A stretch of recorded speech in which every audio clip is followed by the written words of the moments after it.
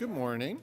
We're going to get started this morning with an invocation from Pastor Dylan Bird of Frontline Church downtown, and that will be followed by the Pledge of Allegiance, led by Eleanor Pierce of Girl Scouts Troop 719. Please stand.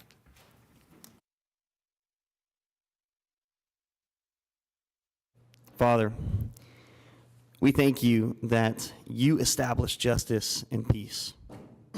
We thank you that you bring order from chaos, and we thank you for establishing the throne of Jesus and for his kind and generous rule. I ask that you strengthen and uphold these council members, grant them humility and courage to lead. May they walk in the fear of God, that's the beginning of wisdom.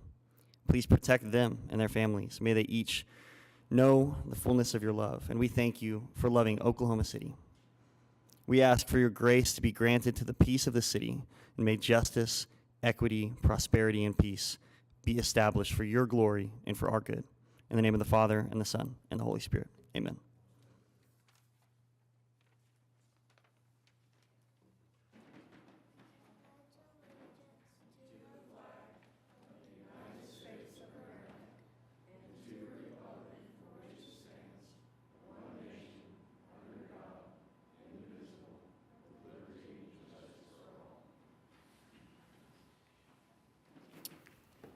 Thank you, Eleanor, and thank you, Pastor Bird.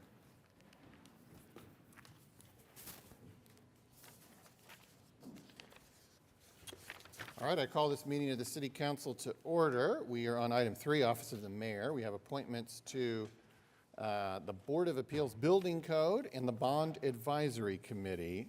Why don't we take those with one motion?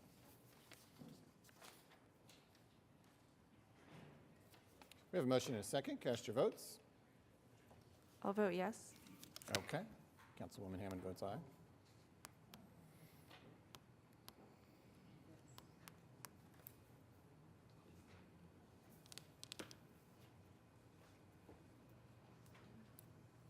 Passes unanimously. And then 3C is a resolution approving travel expenses for my attendance at the National League of Cities Congressional City Conference in March. Take a motion on that.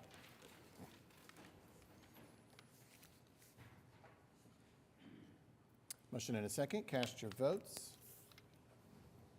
Are you in, Councilwoman? Not quite. I'll vote yes. Okay.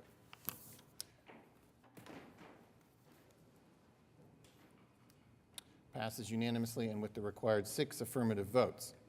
Moving on now, items from council. Item 4A is a resolution approving travel expenses for council members Carter, Stonecipher, and Young to attend the National League of Cities 2023 Congressional City Conference in March.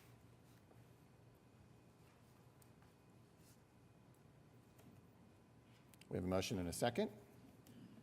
Cast your votes. I'll vote yes. Passes unanimously and with the required 6 affirmative votes. This brings us to item 5, City Manager reports. Mr. City Manager. Thank you, Mayor. We have several reports that are on today. We have our council priorities report that we report on periodically. This one is actually on pursuing social and criminal justice initiatives. Then we have the budget transfers report. This is a report that we do where administrative transfers that are provided for that we provide just periodic update on what those transfers were. Glad to answer any questions on those. Our annual debt report is on, showing the total debt for the city as well as all of our associated trusts.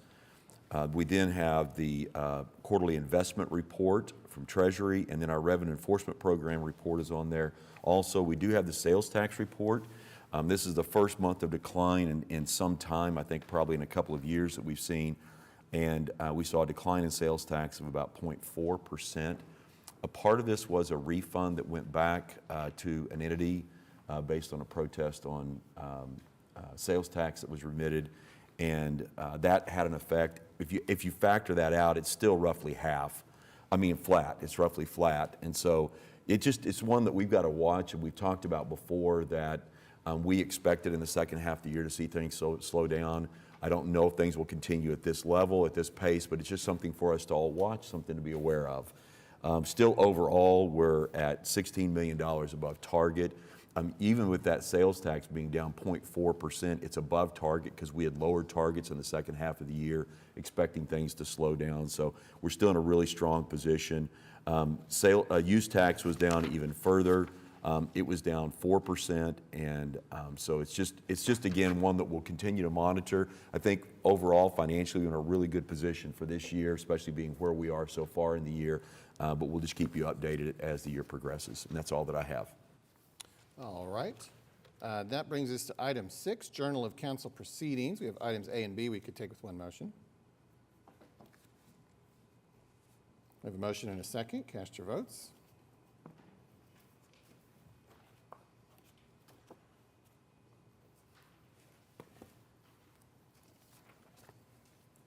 Passes unanimously.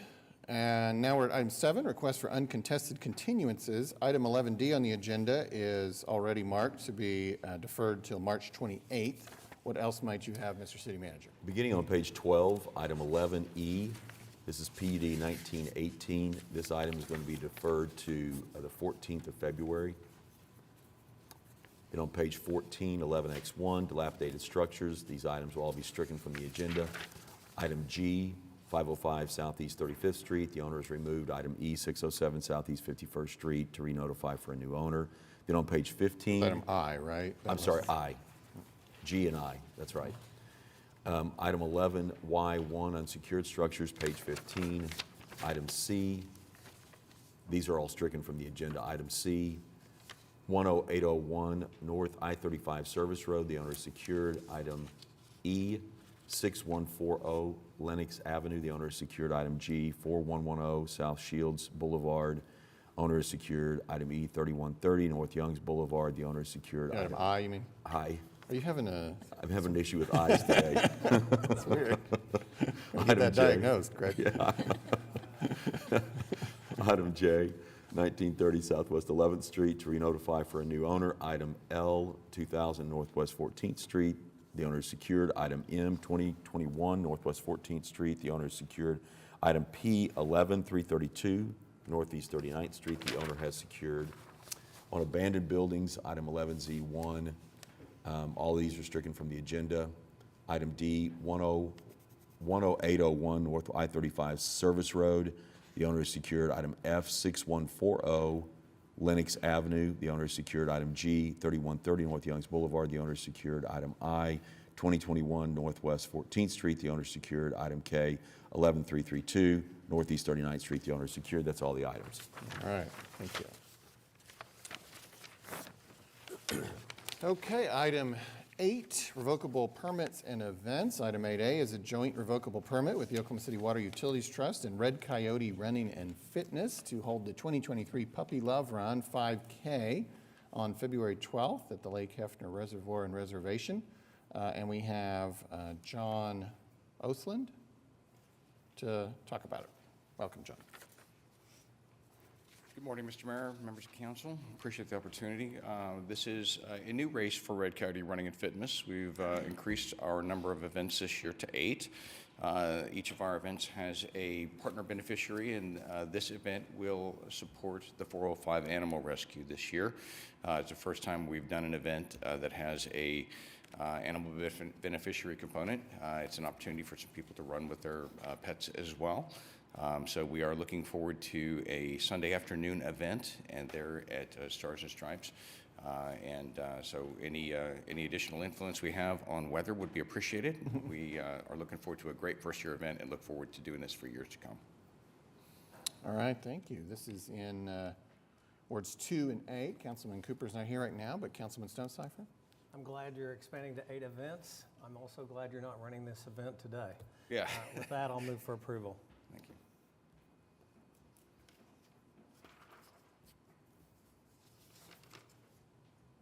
All right, we have a motion and a second. Cast your votes.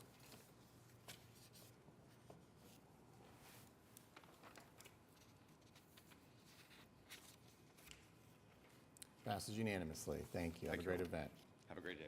You too. Okay, well, recess council meeting convene as the Oklahoma City Municipal Facilities Authority, where we have items A through I we can take with one motion. I'd actually like to see if we can go into executive session on item H to get more information I'll move to do that. Okay, so the motion is to go into executive session on H1. H2 is the executive session, so, Mayor, yes. before we vote on that, I'm not sure why we keep taking these to executive session. I mean, we're required, with our agreement with the FOP, we're required under state law to provide this. I guess I'm confused as why we keep taking these to executive session and come back out and pass it when we're required by law to do it. If we were to not pass it, we would then be breaking the law ourselves. Right. Is that a question for the Yeah. motion maker? Yeah, well, it wasn't directed to me, so I wasn't sure if I was supposed to answer it. Not all laws are,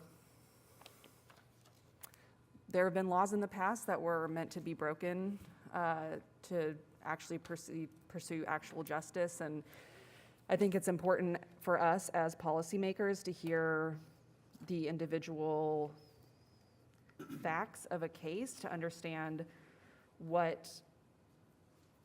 something is said to be under someone's, one of our employees doing something in the course of their duties that might potentially violate the Constitution. I think it's important for us as people who have pledged to uphold the Constitution to hear those details and, again, potentially say we aren't going to follow a law if it is, if it needs to be revisited, it needs to be considered to change. I can understand that we always want to try and improve our laws and our structures, our ordinances. But I mean, it's clearly they were acting in the scope of their work. And it's, to me, the time for the real facts to come out isn't when we're listening to staff, it's in court. And if it's going to go to court, then we're required by law, so. I'm not clear that they were acting in the scope of their work because I don't know any details about what happened. So I don't want to just take it on the word of our legal staff without actually understanding myself, so that when I'm speaking with constituents and told and asked why I voted on something, I can actually have the details in my understanding of what happened. Because especially if something is violating if someone is claiming that their constitutional rights were violated and their civil rights were violated, I want to understand why that means that was in the scope of somebody's work. Okay. Well, if there's no other comments or questions, we have a motion on the table to enter into executive session. We have a second. Cast your votes. Councilman Cooper votes aye. Motion fails 3-6. So we're back on the OCMFA agenda. We have items A through I we could take with one motion. I would like to vote on H separately if we can, please, Okay. then. Absolutely. So we'll take A through G and I, and then we'll hold item H after that. So this is a motion, if someone wishes to make it, for items A through G and I.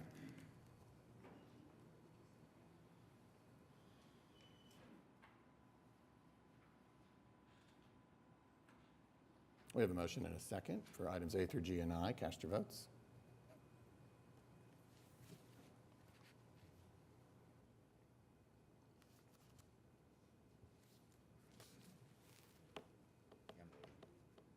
Oh, and Councilman, this is A through G and I, not item H.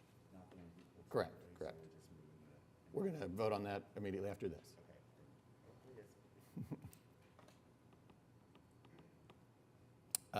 Motion passes unanimously, and now we're on item H1. And we could take a motion on that. I'd like to discuss that a little further. Sure. I just want to read what this is because it is a memorandum. And for the reason that she asked for this, I think it warrants at least to be heard.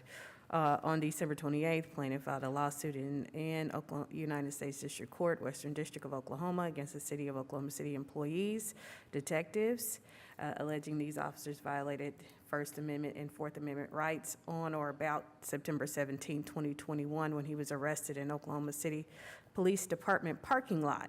videotaping police vehicles after being asked to leave. Specifically, the plaintiff's lawsuit alleges claims of false arrest and imprisonment, violations of the First and Fourth Amendments, and public slander and humiliation. That's all the information we have.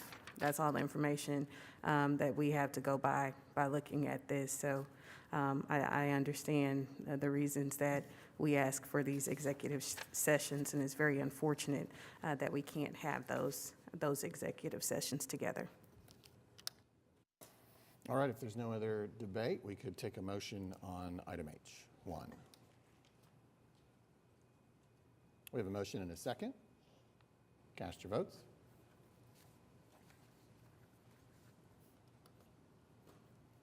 Passes 6-3. That concludes OCMFA agenda, so we'll adjourn OCMFA and convene as the Oklahoma City Public Property Authority. We only have claims and payroll, but we'll go ahead and take a vote on that. That's item A on the OCPPA agenda. We have a motion and a second. Cast your votes. Passes unanimously. We'll adjourn OCPPA and reconvene as the council. We're on the consent docket, item 9. And there are no scheduled presentations. Is there an item that a council member wishes to pull out for separate discussion or separate vote? Yes, I'd like to pull out item AE. I'll just need to step out for that vote. And then E is in Eric? AE, yeah, American Eagle. Oh, got it. AE, sorry. And then on item D, I'd like to have a separate vote as well. D as in dog. And then BP, I would just like to hear a little more information about it. So on D, you intend to be here for that vote, correct? Correct, Right. yes.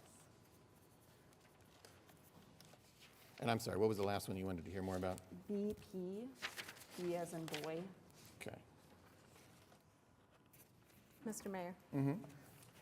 I'd like to pull out item AP, Adam Paul, just for an update on progress on Fire Station 31. Okay.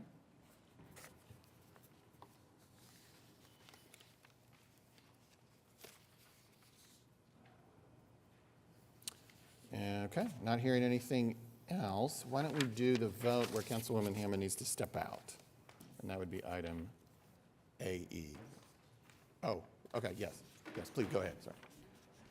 All right, we do have a resident who's actually signed up to speak on this. So Joy Reardon, this is on AE. We're doing this item right now.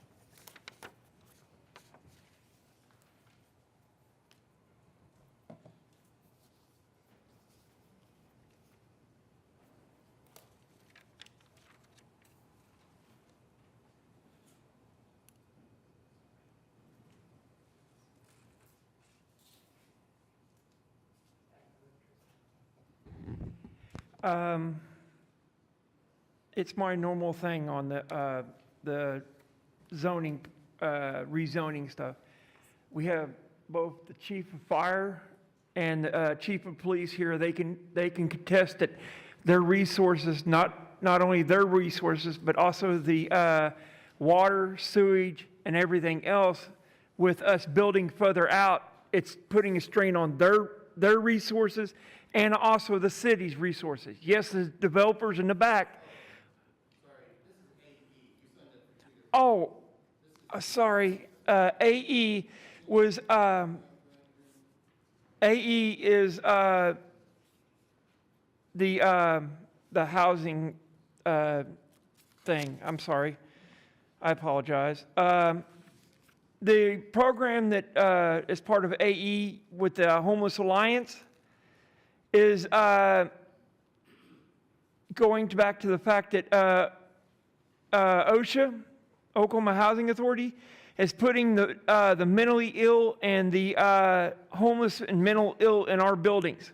And it's creating a major incident with the drugs, the alcohol, the prostitution, and all that. And we can't even get, they're fighting us on the security issues. Because they can't get enough security officers to cover the properties. So the more money that y'all keep granting Homeless Alliance to get the homeless off the street, instead of them putting taking, say, one of the old hotels and renovating it and using that as a transitional housing, it's going to make it worse on this senior living. They're taking these younger and younger people and putting them in with the senior people. So it's not working. It's not cohesive. And more of us regular residents are getting booted out because we can't take it anymore. And I'll have more on that when I come back at the end. And the other one is the zoning issues, both for here and then later on. It's the same issue. They keep wanting to build further and further out, and the fire department, IMSA, and all of them can't keep up with what's going on. Same way with water, sewer, electricity. It's all finite resources that we're, I would love for us to build more homes.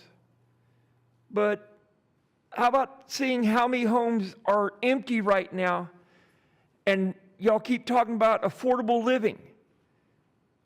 Well, if you're building $3 and $4 million homes in a lot of these neighborhoods and stuff, it's not going to help with the affordable homes, affordable living. I understand that, building supplies and stuff are going up, but if you want affordable homes, you can't build $3 and $4 million homes, which the homes around it loses all, gets jacked up, and the common people can't afford them.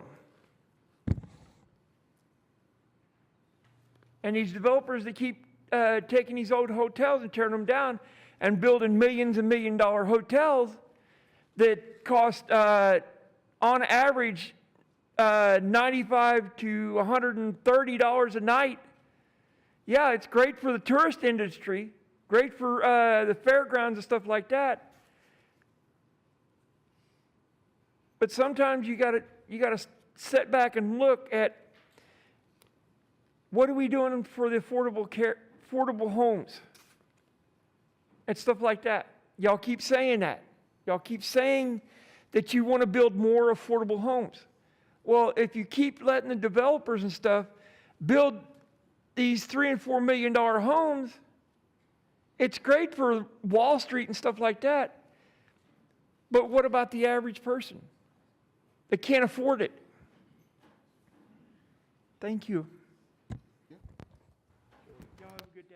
Thank you. Joy, could you hold on for a second? Yes, sir. Jared, could you come up and maybe we'll put some of those questions to Jared in terms of what's happening with senior housing? Because that is disturbing. Yeah, I got more. Well, okay, but let's start with this one item. What specifically you're asking about? Placement of people in the senior housing? Yeah, for example, are certain structures designed for senior adults?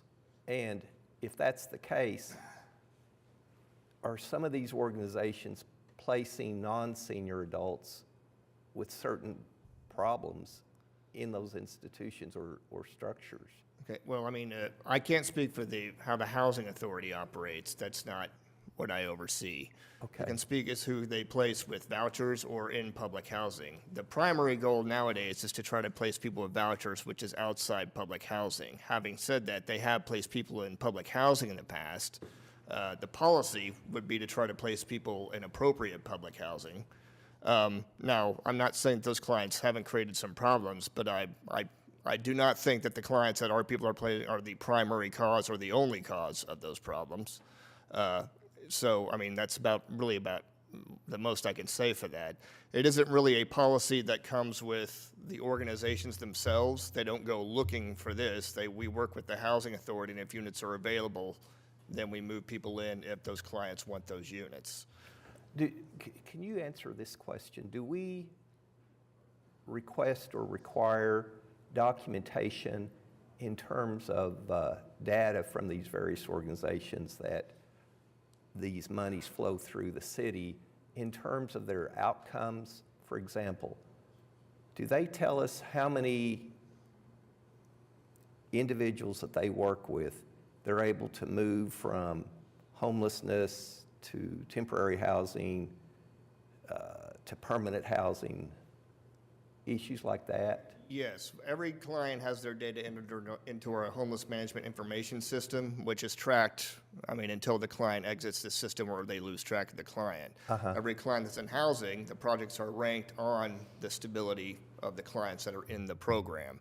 So every year, the COC board actually doesn't really have much of a say in the rankings themselves. There's about one thing they score that's a little bit subjective, which is on one policy. The rest of it is based strictly on performance criteria of the clients, and that's how the projects are ranked. And part of that is how long the clients, basically, the improvements the clients make via income, the length of the time the client remains in housing, and where they move into after that, whether it's a permanent location or not. So yes, they are required to report that for their applications, and also every project is required to submit a performance report annually to us and the federal government. I see. So when you say that these organizations are ranked based upon their performance, is the money allocated to them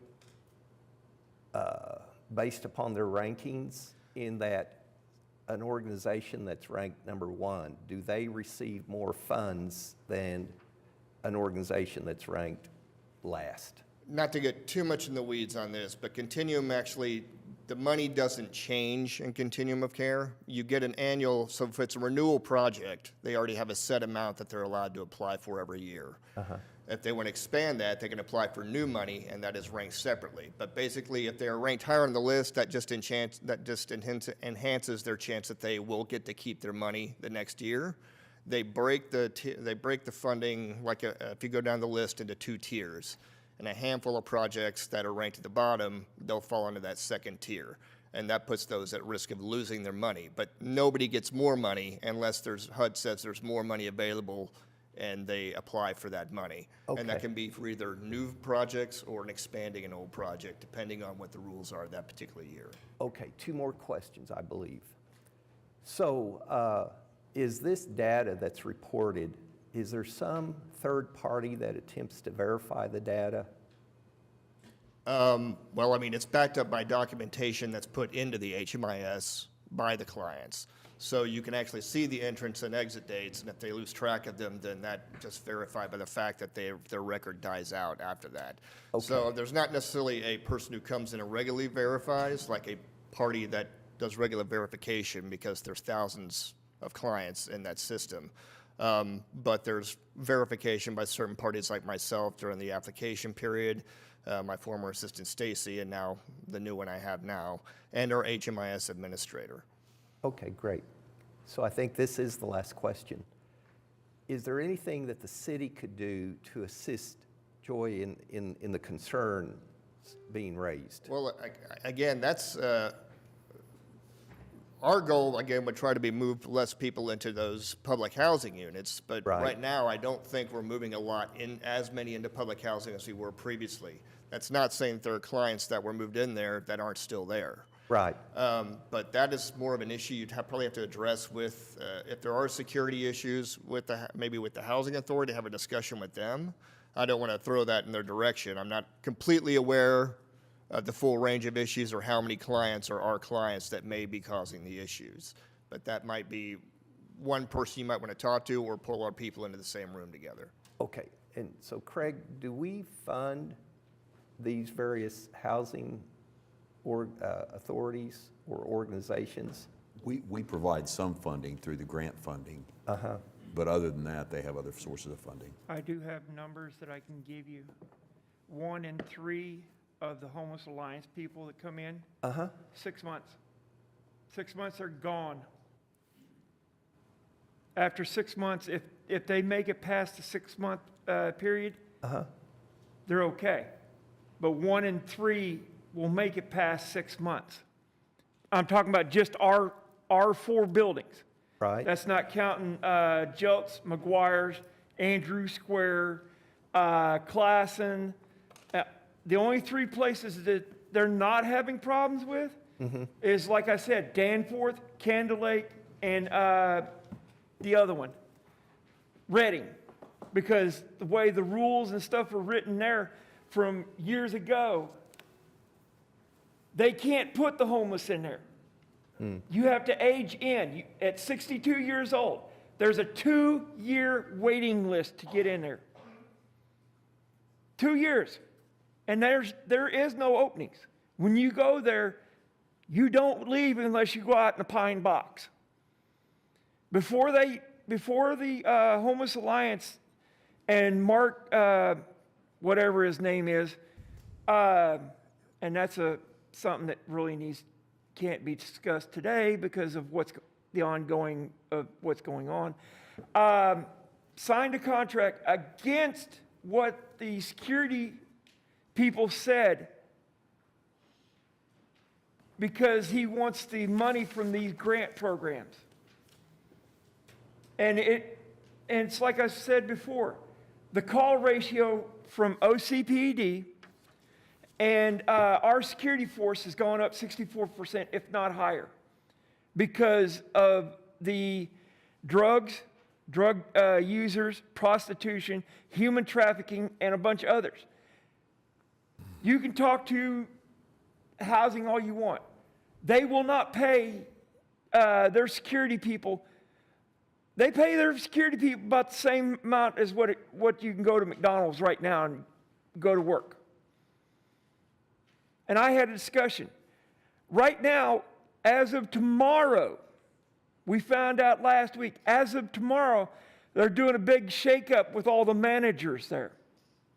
All the managers are transferring family managers into senior housing and seniors into family, which don't work. It's 2 totally different animals.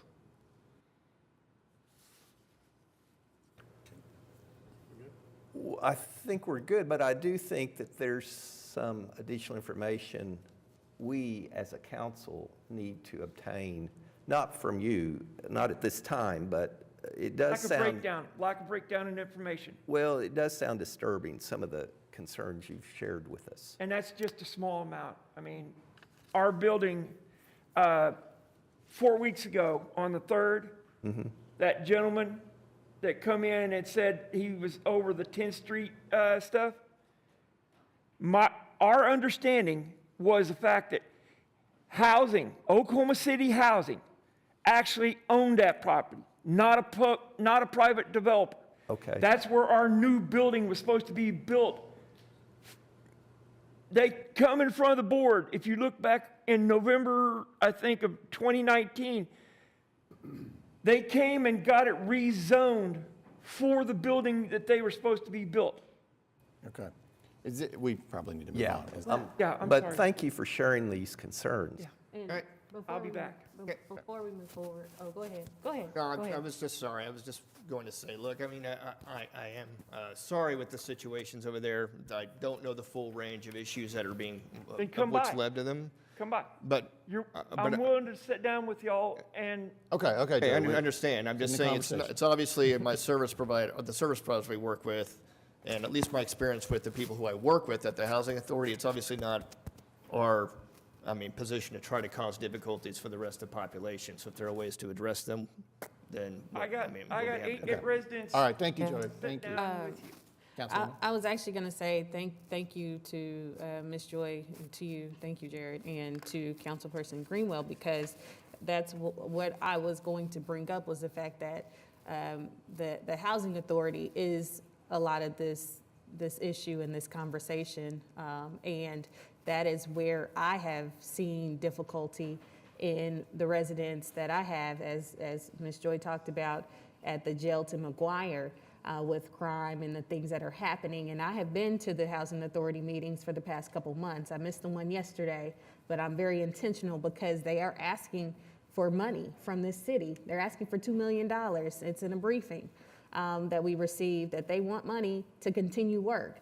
Whereas we have a specific neighborhood in Crescent Park that is sitting empty. They moved those neighbors out 2 years ago, where we could have adequate housing for people instead of just waiting.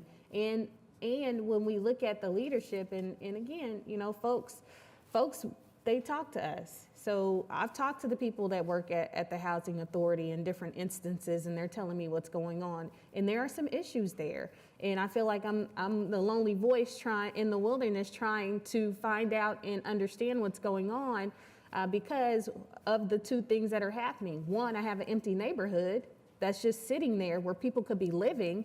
And two, they want to ask for money to now complete something, but at the same time, the way I understand this new model that they're bringing to the community, half of those residents won't even be able to come back.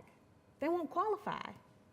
So that means even for the folks that we're trying to assist when it pertaining to even continuum of care, housing, immediate transitioning, whatever that looks like for some, it is costing some of those who've already been there. And that's the unfortunate part of what this is doing. So I believe we should, and I hope we can, have the Housing Authority come and talk about what is going on with their entity, what the models are. So speak publicly so we can have this conversation so all of us understand what's going on.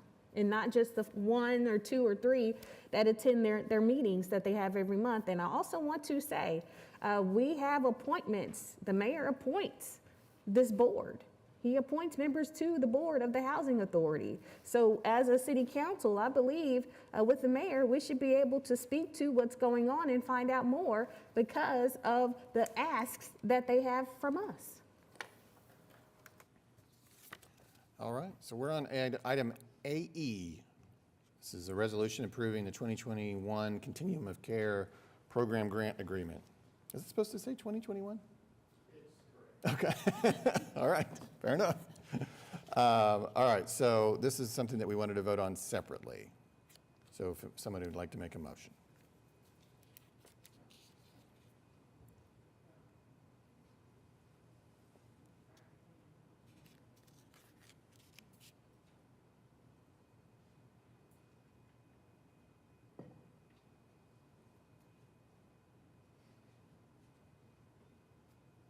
Got a motion and a second. Cast your votes.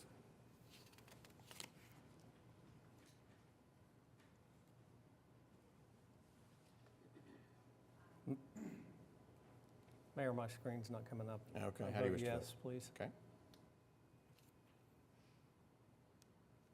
Okay. She's specifically not in the room, yes. Okay, passes unanimously. All right, why don't we jump, while Councilwoman Hammond returns, why don't we jump to AP? Councilwoman Young, you want to talk about that?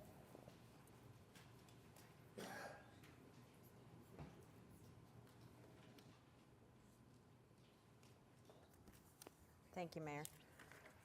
I think Chief or Eric was going to come up and give an update on Fire Station 31's progress and the plans for the future. Thank you, Councilwoman. Eric Winger, Public Works Director. The item that's on the agenda today is actually the preliminary design report for the replacement Fire Station number 31. It's going to be located at 720 North Rockwell to serve rapidly growing areas and continue to provide that service. It's going to be a 3-bay station, which is pretty much where we start and is our typical format going forward. It's got a lot of the support spaces. The estimated cost is confirmed in reports about $7.5 million. So with the preliminary report today and the council's approval, we'll proceed with the final plans with the goal to complete the final plans this summer and hopefully be in construction following the council's approval by the end of the year, this year, 2023. What kind of construction schedule do those usually run? Is it a year or two?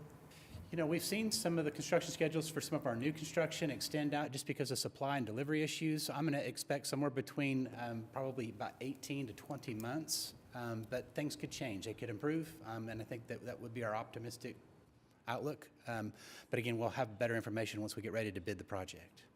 And again, Chief Kelly's here that can also answer any questions that anybody has. Chief, I just have one question. So when we relocate that, Is the staffing numbers stay the same?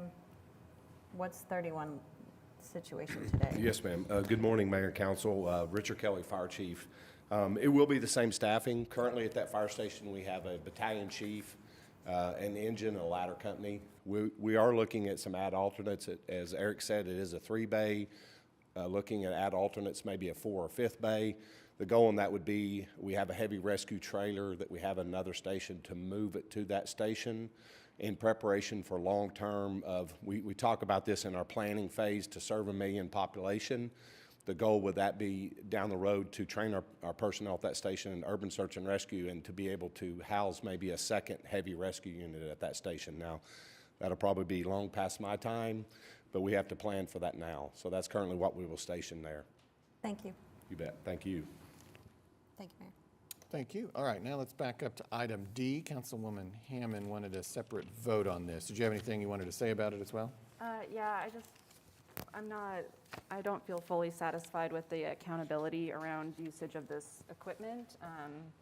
So I don't feel like I can vote to approve more purchases of this sort of equipment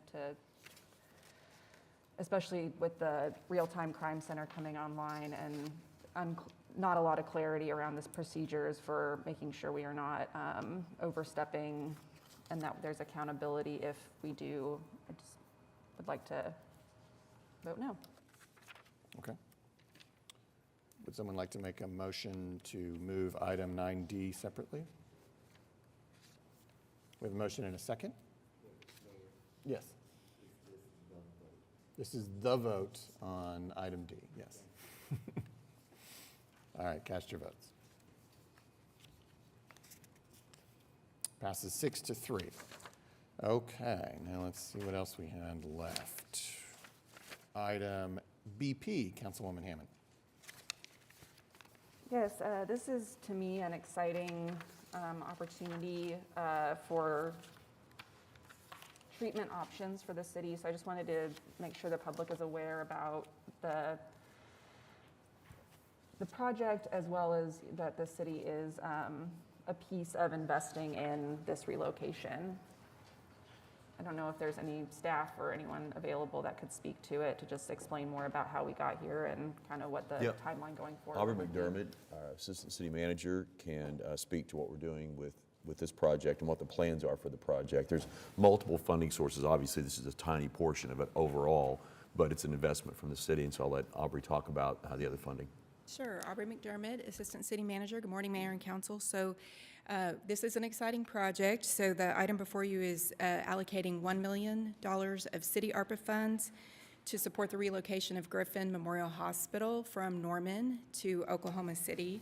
This is something that's been in the works for a long time. The Griffin Memorial Hospital facility is over 100 years old.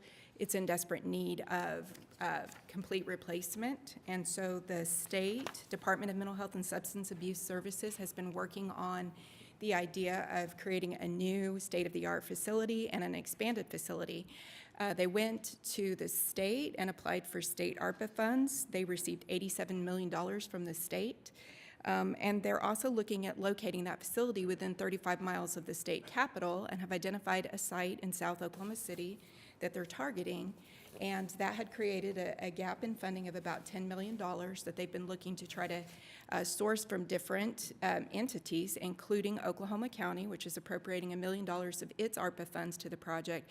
Several philanthropic groups have also contributed, and so the city of Oklahoma City is proposing to use $1 million of our ARPA funds that are located in our plan under the public response. I'm trying to remember the name of this off the top of my head, and I'm failing.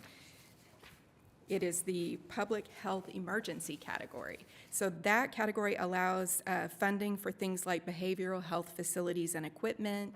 It was a $7 million pot of funds under that category, and the city had previously allocated $6 million of the $7 million. So we are proposing to take the $1 million in remaining funds from that category and apply them to this project. So the agreement before you today is with the State Department of Mental Health and Substance Abuse Services, and we do have representatives Rich Edwards and Heath Hayes here if you do have specific questions about the project. And actually, the location's more like the central part of the city. It's a little bit more the central part of the city, right? Yeah, my understanding was that it's just south of the Police and Fire Training Center, which is about on Northwest 8th Street in Portland. Right. So just south of that would still. Yes, sorry. I do have a Misspoke. question. I'm sorry, I didn't catch the gentleman's name who's here to talk. We have two people from the state, Rich Edwards and Heath Hayes. Well, so just a couple of questions. One, will the existing facility be closed after the new one's completed? Thank you for the opportunity. Your question is, would the existing facility in Norman? In Norman be closed?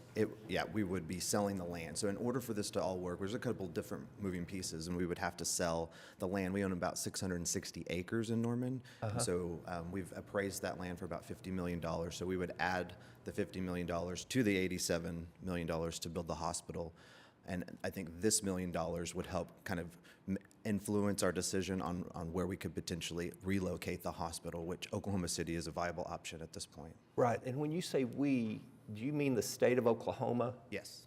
Okay. So we operate Griffin Memorial Hospital as a state-operated. Yeah. Yeah. How many beds are available currently?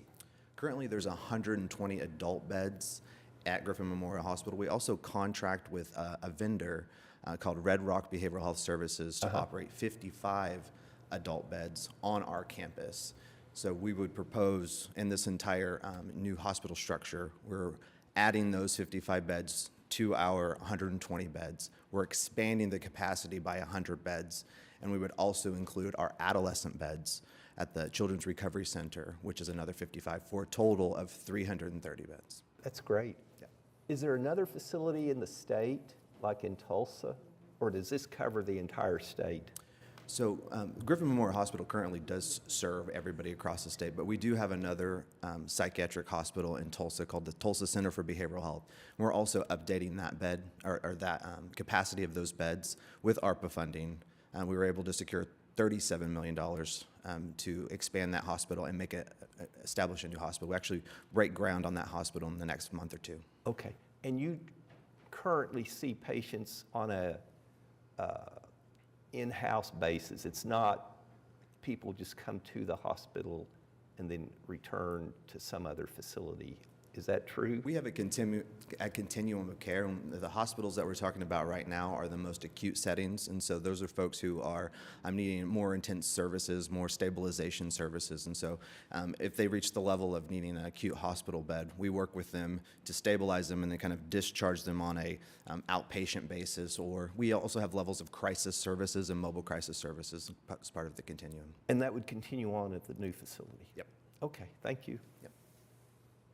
Thank you. Can you just speak to the timeline of kind of what you all are hoping as far as when this would be up and running and relocated if everything falls into place? Yesterday. We definitely needed Yeah. a new infrastructure for a very long time, and are really excited about the opportunity to do this. We're looking to kind of enter into the design and planning and clearing phase next month. Okay, thank you. All right. Thank you, Heath. Thank you. All right, well, that concludes comments on the consent docket, so we could adopt the remaining items with one motion.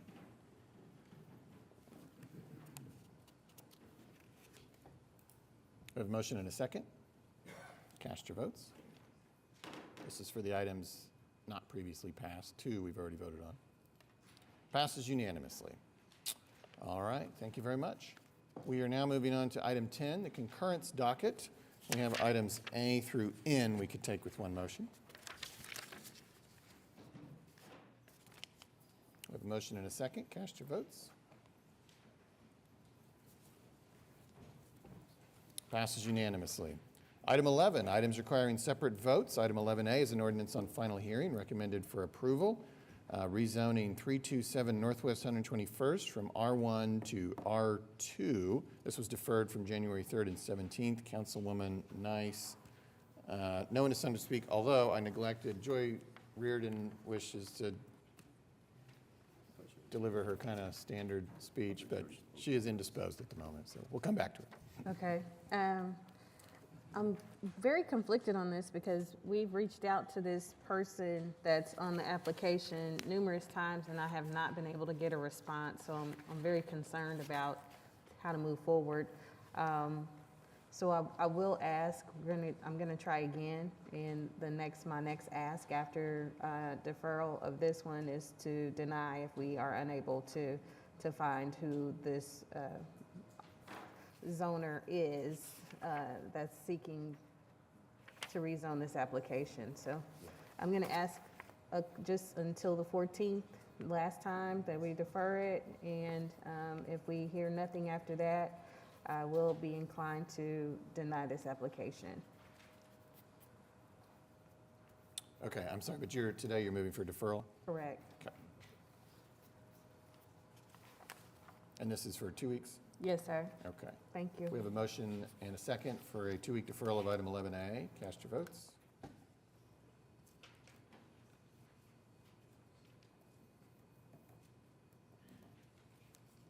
Passes unanimously. All right, 11B. Joy, did you wish to? No, it's the same as Yeah. before. All right, 11B, we have an ordinance on final hearing that's recommended for approval, rezoning 4832 Richmond Square from R2 and CUP 78 to O2 and CUP 78. Councilman Cooper, no one has signed up to speak. Thank you, Mayor. And yet, I believe the representative is here, and I'd like for him to speak, please. Thank you. Good morning, David Box, 522 Colcord Drive. So this application is to convert what you see as R2 to an O2. The buildings have actually been office buildings for many decades. This was so before we had the PUD ordinance, we had the CUP ordinance, and this is in an old CUP. So again, the structures are office buildings, have been forever. My client is looking to potentially sell those, and the title company flagged this. So it's simply putting it into a zoning district that's compliant with what's actually on the ground. And what were your conversations like with the neighbors around this area? Oh, sure. So we had, nobody appeared at Planning Commission. There is a neighborhood to the south. The only concern that was raised was whether or not the subject tract would take access to Mattern Drive. You can see here that we don't have any access. There is an actual plat restriction that prohibits access to Mattern Drive from the subject tract. So our access comes from Blackwelder. So you kind of weave around in front of the on-queue back through that Richmond Square Drive. So no access to Mattern Drive. And I appreciate you working with them to address that concern. So with that, I would move for approval, please. Will move for approval. All right, we have a motion and a second. Cast your votes.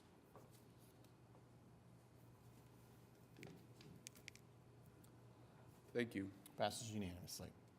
All right, 11C is an ordinance on final hearing. It was recommended for approval, rezoning 117 East Madison Street from C3 to R2.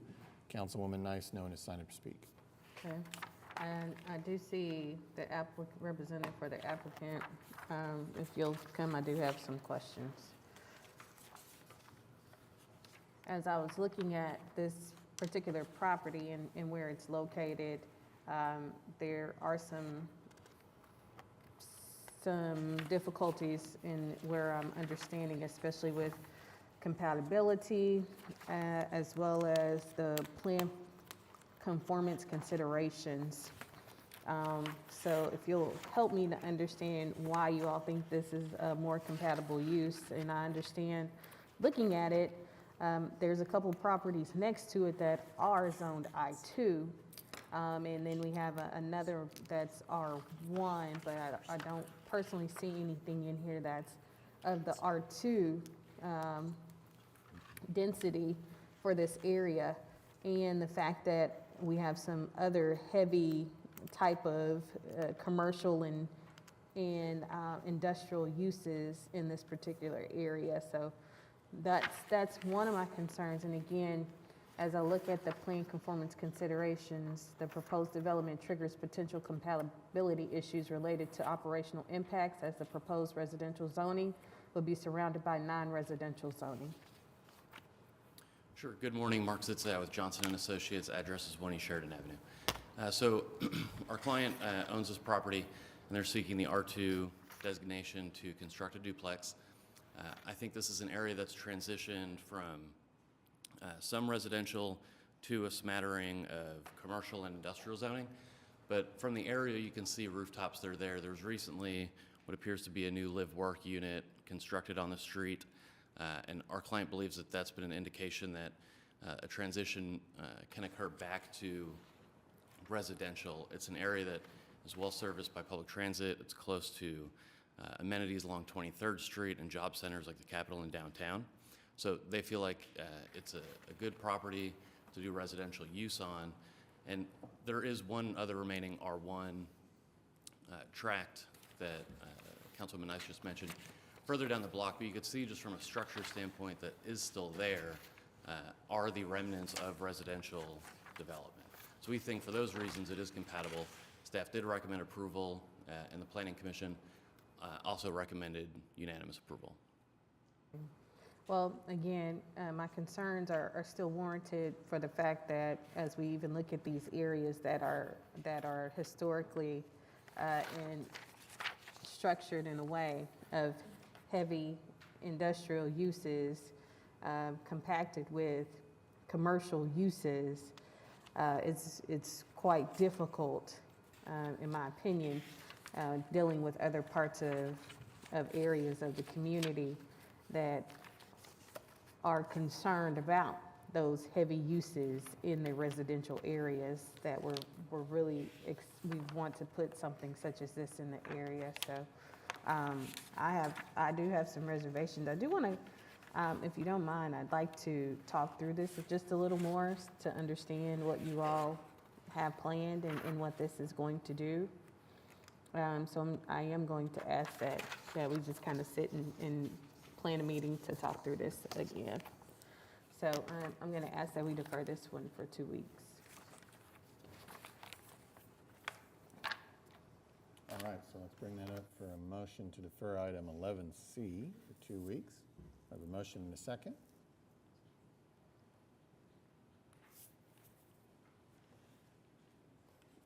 Cast your votes.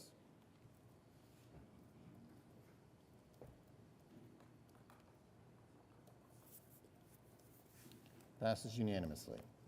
All right, item D was previously deferred. Item E was previously deferred, which brings us to item F, which is an ordinance on final hearing recommended for approval, rezoning 11929 Southwest 104th Street from AA to PUD 1919. And Councilwoman Young, we do have Damon Yates signed up to speak, as well as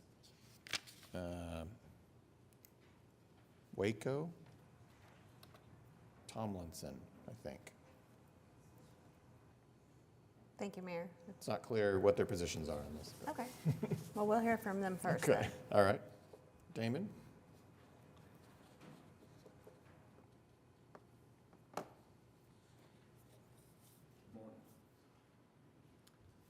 My concern is, are they going to put in a paved street in this addition? And do they propose to bring water to there? Because everybody's on water wells out there. And they put in Fawn Valley next to me. And when they did that, I put water wells in there. And I used to have a little spring that went from my brother that lives next door to Fawn Valley and then comes over to mine. And that disappeared. And I'm worried about there going to be enough water for, he's proposing 1 acre tracts, I believe.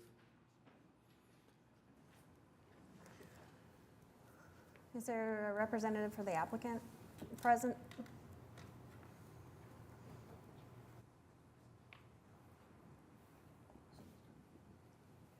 Based on what I see, I can answer one of your questions. According to the document in front of us, it says that the street that's going in there has to be built to the city's public street specifications, so I would assume that means it's going to be paved. Oh, hi. My name's Charles Allen. I'm with Allen Engineering representing the applicant. Yes, the street will be paved to city standards. That's one of the technical evaluations. As far as the wells, the 5-acre tract to the back there is they built or they drilled a well, I think, last year. They have no problem with their well. I think the existing house is on a well also. There's no problems with their well. So I don't know of any other problems. But it's your intent that each one of these, Yes, each one will have a well, okay, and then an aerobic system for sewers. okay.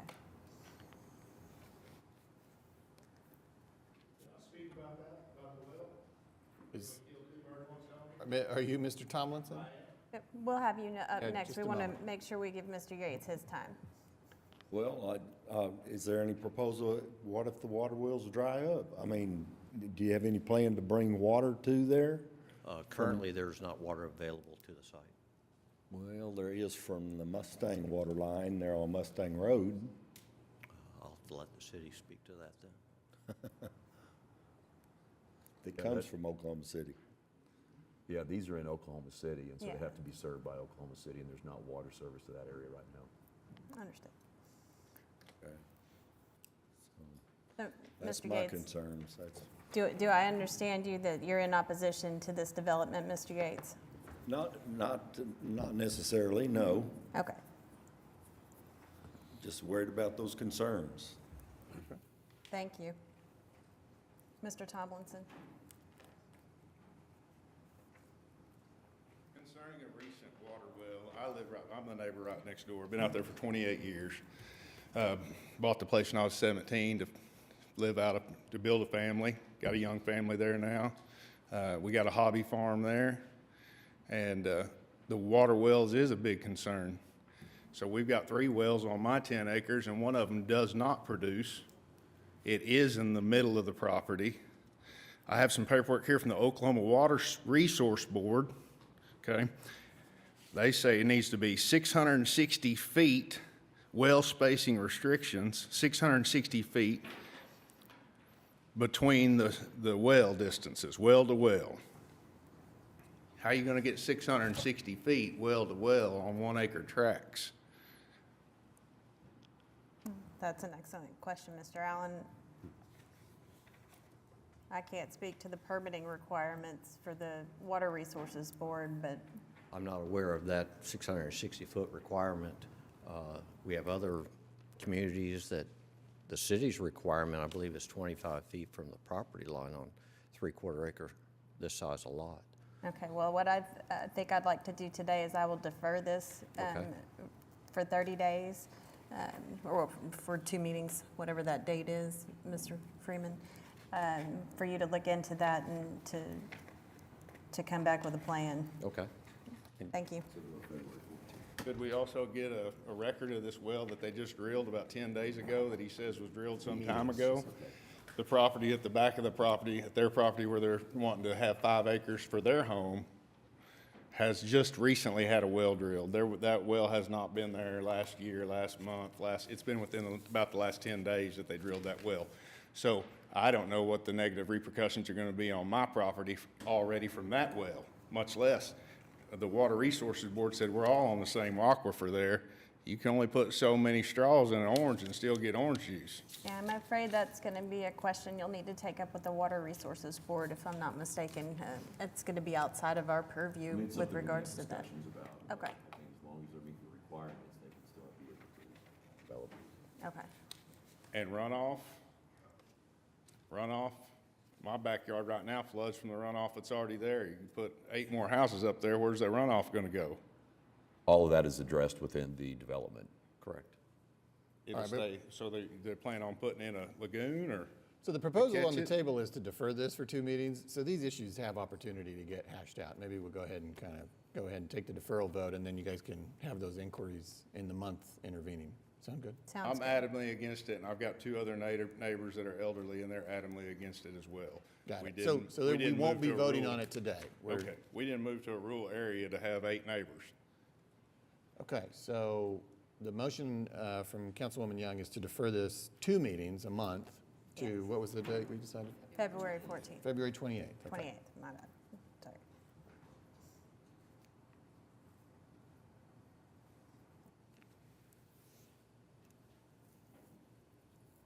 So I don't have anything on my, has a motion been made? I wish to vote aye on the deferral then.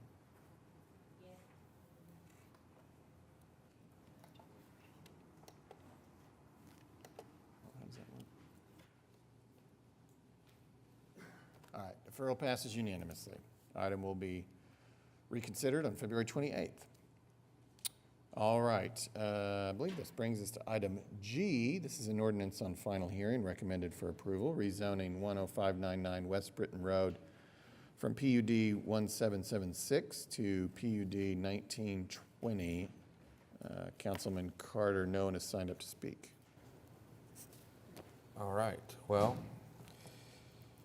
then subject to the summary of technical evaluations and from recommendation from staff, I'll move for approval.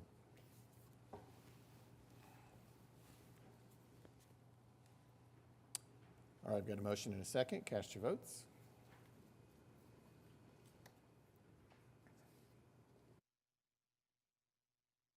Passes unanimously.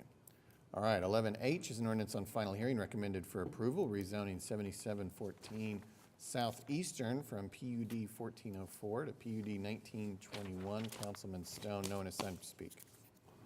Thank you, Mayor. Mr. Box, can you come up and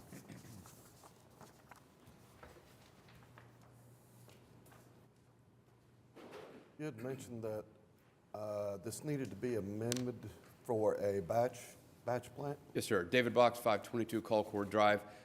So we have revised the PUD just to add a temporary use, that being an on-site batch plant to help during the pendency of construction.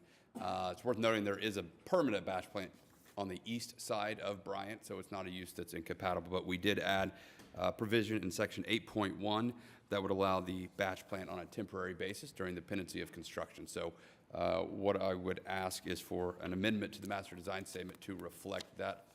It was submitted to staff on January 18th.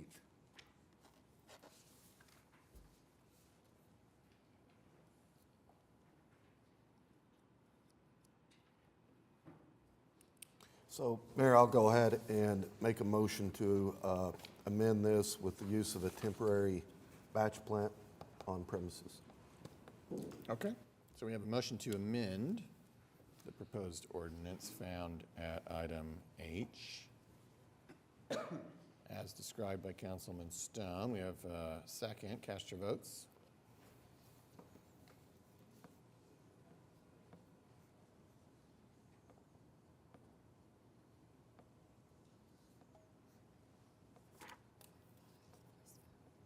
Oh, Councilman Greenwell, how do you wish to vote on the amendment? Yes, please. Okay.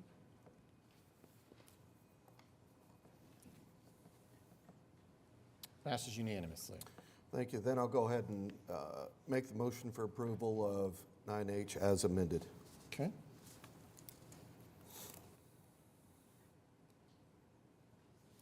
Got a motion and a second. Cast your votes for the item as amended.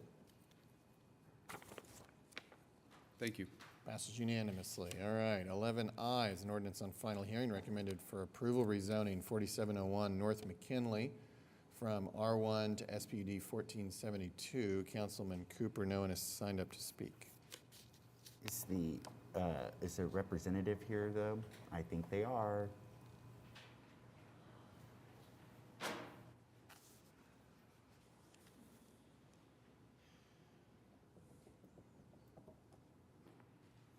Yes, David Box, 522 Colcord Drive.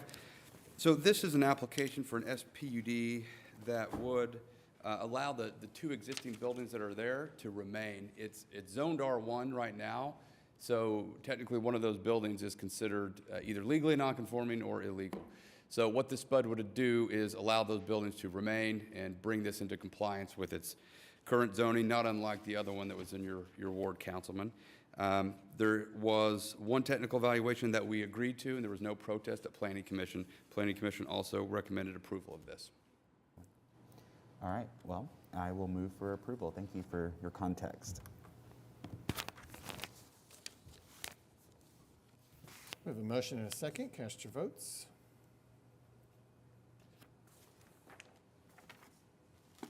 Passes unanimously. Item 11J is an ordinance on final hearing that was recommended for approval, rezoning 13003 Northwestern from R1 to SPD 1473. Councilwoman Nice, no one has signed up to speak. Okay, Mr. Zittel? Are you? I didn't see your name on here. Yeah, David Box, 522 Colcord, he filed it, but we worked it together, and I was the one that made the presentation at Planning Commission. Do you want me to? Just talk me through. Okay. And the reason I'm asking, especially is because of the TEs that are on here. Sure. Because I'm not aware of what we're doing. Yeah, so this is an organization called the Bethel Foundation. They've been operating on site for a while. What they're hoping to do is expand their use. They are a not-for-profit that cares for individuals and families in need, and so what they're hoping to accomplish is create a kind of a tranquil retreat-like setting here. And so what you'll see is space for RVs, playground, cabin with bunkhouse. They think proximity to what is going on in Chisholm Creek will provide a nice opportunity for this location. So we did agree to those technical evaluations, and we have revised the document accordingly. There was no protest at Planning Commission, and they did recommend approval. Okay. All right. Thank you for that. So with that, I will move for approval. All right, we've got a motion.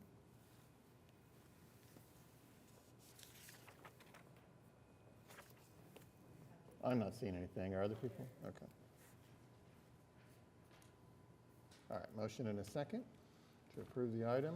Item J, cast your votes. Thank you. Passes unanimously. All right, 11K is an ordinance on final hearing recommended for approval, rezoning 1701 Northwest 12th from R4 to SPUD 1476.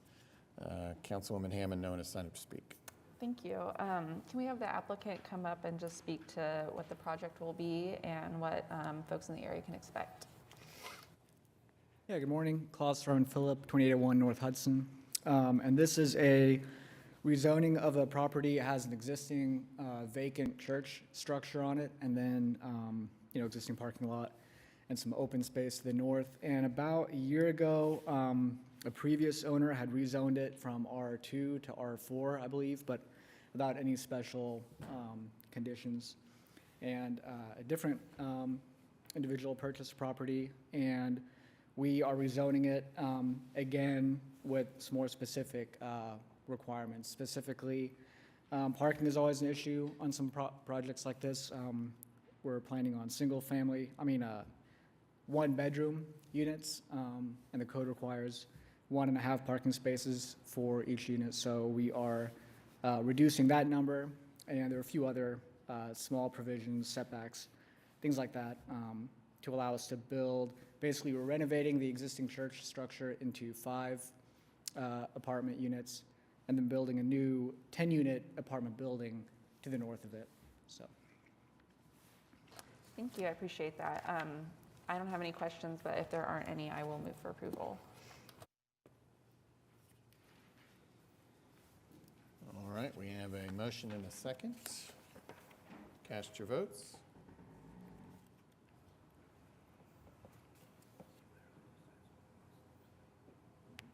Passes unanimously. All right, thank you. All right, 11L is an ordinance on final hearing that was recommended for approval, rezoning 505 Oakdale Drive from SPUD 1242 to SPUD 1477. Councilwoman Young, no one has signed up to speak. Thank you, Mayor. Planning Commission recommended approval subject to the summary of technical evaluations, and seeing no protests, I'll move for approval.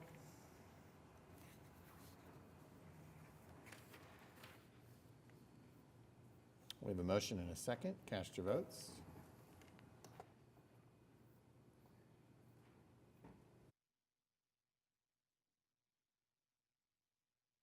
Passes unanimously.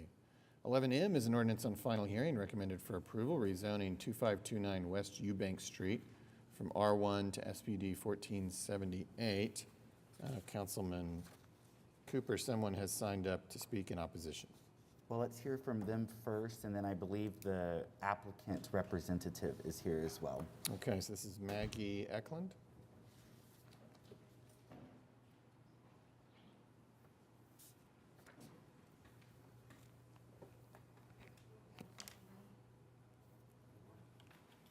Okay, I'm Maggie Eklund, and Laura, come help me. And this is an extra neighbor. She lives next door to this property. I live across the street. I've lived there for 23 years. The lady that died, I've lived there for over 50. Oh, I'm sorry. Usually I'm loud enough.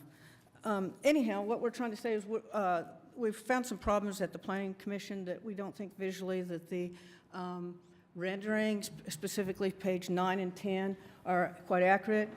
The architect up there tried to say that the present drive was 22 feet wide. It's not. There's also a carport here. It's about 15.5. And in the 23 years, the lady would park her car here. There's an easement here, as at the back. And if you stack two cars, the basic dimension of two cars, if you look them up, is 15 foot long and 6 foot wide. So 15 and 15 is 30. You've got 2 feet to the street, and there's an easement here. They don't enforce it. Anything bigger, a pickup, and they can't park side by side. You usually need, when they design a parking lot, it's 9 feet by 20 feet, a parking space, so you have at least 2 feet 6 inches to open a door. Anyhow, and then to get to the back where they're proposing this conversion, this garage conversion, it is only 7 foot 6 inches. He's proposing a fence here, which to the tangent to the curb, he only maybe has 6 to 8 inches. I contest, and we all contest, that you will only have maybe 4 inches either side of this house, and there's no radii at the back to turn around, and it's about 75 feet to the street. It will not be utilized that way. It never has been. The man was a workshop, which was another thing. Mr. Box tried to say when we first started this thing last month, 2 months ago, that this garage had been lived in. I don't know where you all think we live, but we don't have people living in our garages or our sheds. 90% of my block has detached garages, and they're used for storage. They're not, the cars won't fit, they're old, you know. But this was rebuilt by the man for a workshop, and that's what was on the for sale sign when they bought it. So it is a different land use. And it would be the only one on the block, and with detached garages, this could set a precedent that this could happen further. I have right here, and we're a very tight block. We have all kinds of different people, different ages, got lots of kids playing the street. And most of all, it's a dead-end block. It's one way in, one way out. All big trucks, trash trucks, FedEx, everybody. Backs in, goes out. Or else you do a three-point turnaround, because you can't put a cul-de-sac at the end. It runs into the Deep Fork Creek. Can't fix 36th Street because of the bridge that goes over that. And I talked to Mr. Cooper when he first took office. We had a problem. They were building the on-queue right here at 36th and May. Very busy now. And the Starbucks across the street. So at traffic hour, it all backs up right here to Villa, our access street. It's not even a full city block, and there's only a light there. You can't go north. So everybody was cutting off, thinking they'd avoid May Avenue, and the first little turn is Eubanks. For some reason, they couldn't read all the dead-end signs on every corner where you turn there, and then they'd see it halfway to the end, then they blaze out, or trailers were running over our yards. It's gotten better after people have realized that's there, and but it took a good year, and lots of yard damage. So anyhow, our main thing is this: we don't believe it will be utilized. We have parking problems on the street. What our neighborhood does, because most people have the skinny driveway, there's only three, my driveway and two others that have a double driveway. What will happen, and people already do it, is like her and her husband, everybody has these two different work times. So during the week, one's parking in their driveway. They don't drive to the clear 75 feet to the back. They park in the driveway, and one parks on the street, so that they don't have to play musical chairs early in the morning or whatever. And then on the weekend, they're in their driveways. So it's different than anything else. Mainly it's because it's a dead-end street. But anyhow, what I have here is I have a petition I brought to the Planning Council. I challenge that anywhere you could go down your block and get 100% consensus on something. There's 21 signatures on here. The only people I didn't get is the 2 that work out of state, the 3 that work night shift at hospitals, and 2 people that are homebound that don't answer their door. All of them. And they've been asking me, what's going on, or what is going to happen? And we just don't believe it will be utilized that way. It's going to cause more parking on the street, and they will not be able to park side by side. And if they're going to, he also told the neighbor that this was going to be some kind of affordable thing in the back. Affordable housing, when it gets with these private investors, and it's all over the national news if you keep educated on it, it is not helping your voucher plan or anything that a government agency or anything is doing, as the man before said. And that what this will do, it's on the national average, is that when these things happen, it ups the taxes of nearby neighbors and whatever, 0.9%. When he's wanting to charge $1,800 a month, we all talked about it on our block. That is more than twice what any renter pays on my block, and it's more than 3 times what my mortgage value is. This is just, it might work in some places. This just does not work on West Eubanks. We don't have the infrastructure for it, the through streets for it, with visitors and everything else, and the people turning off and everything else. We do not have that. Now, maybe what he's trying to say, if he pours this over here and pours more concrete, which the planning lady didn't think he was going to do, but he does show on his picture that the car comes over to here. So if he's planning to pour concrete there, there's a beautiful magnolia that was planted in my yard and that yard over 50 years ago. That will absolutely kill that tree. They have low feeder roots. I'm a gardener, I know. And that's what we do with our backyards. We don't want houses and garage apartments in our backyards. We have some ducks. We have, a bunch of us have vegetable gardens, and 90% of my block has dogs. Dead end block, a lot of us walk our dogs.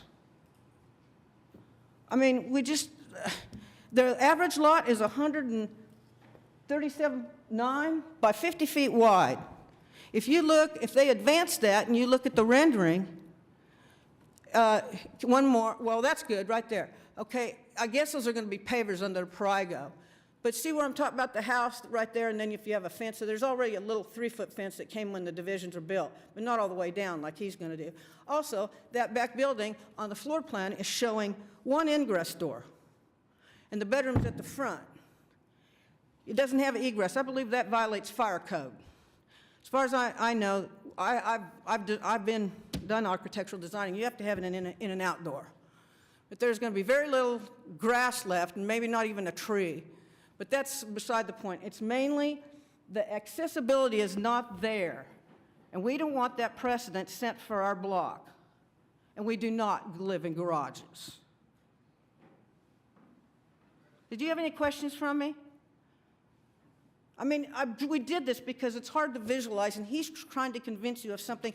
This is a conceptual plan, and so are those cars. I should have cut something out to show you. But 2 of these, if you just add 16, 16, you got 32. You're at the street. That's why when her son came, he would either park here or he'd pull it at an angle because there's a post here. There is a carport there now that further obstructs, but that's not on there. I guess he's going to take it down. And all of our driveways are almost across from each other. I mean, in the last 3 or 4 years, there's in front of her house and her house, there's been 4 cars backed into.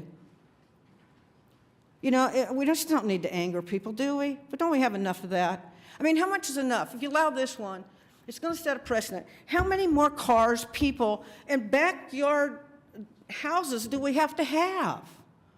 We're not set up for that on this block. We've lost our elementary school down around the corner. We're incurring all the traffic that they did up there on 36, which I'm glad I have a gas station there. We didn't have one. That's not the point.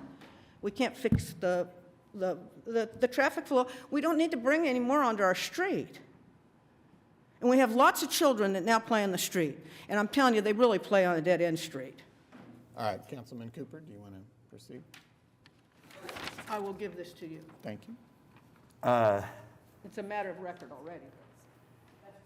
I'd like to hear from the applicant's representative to address what we've heard, please. Sure. David Box, 522 Colcord Drive. Let me start by saying the exhibit that was shown, we will be adding pavement to make it a double drive, so that part of the concern raised was this idea that there be street parking.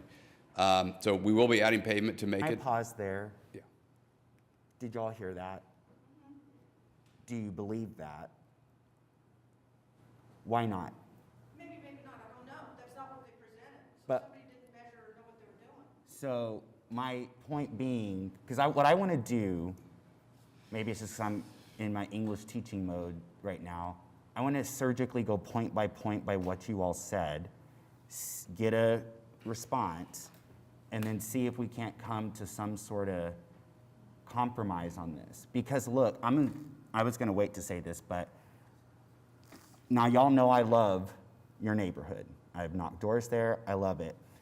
I do have a little bit of an issue, I will tell you, when I live in the Paseo, as you all know, all in that neighborhood. Heritage Hills, Mesta Park. Garage apartments exist. I've knocked their doors. I have literally walked behind homes upstairs to knock garage apartment doors. And it's really hard for me to hear someone not like that, because those are Ward 2 people. And they've been Ward 2 people since they built those homes and those garage apartments 100 years ago. I didn't build them. I didn't do that. But when they built them, the idea, I was just talking to Edgemere the other day about this.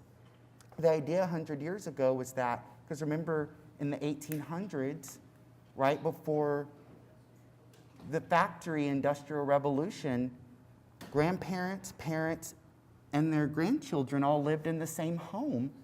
And then when this city was built, right on the cusp of that agrarian move into industrial age, this might sound boring, but y'all, this is coming to this city. This is a conversation about these accessory dwelling units and this housing crisis. And we just need to make sure we know the history there. But the city was coming of age in 1892 on that cusp. And that's when we started getting the more single housing. And it was the first time that, at least kind of historically, right, you're going to get someone living on their own outside of the house from the grandparents and the parents who used to all take care of each other in the home. But then we got these single detached things that started happening as the people who built this city moved here. And I hear your passion and your concerns. That's why I want to try and address them today. But at the same time, there are 19,400 Oklahoma Cityans right now in need of 1 to 2 bedroom housing. That's according to our affordable housing study. That's not my opinion. That's just truth. And we only have 3,600 units available. Again, that's not my opinion. That's truth. So there's a lack of supply and there's a demand. And accessory dwelling units present us an opportunity to address that.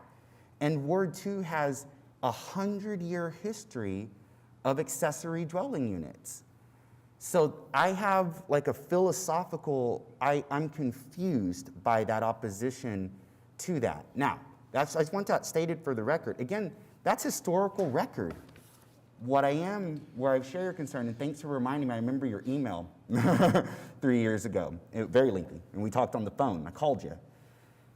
I do want to try and address the driveway concerns. I hear you on the parking stuff, on Eubanks.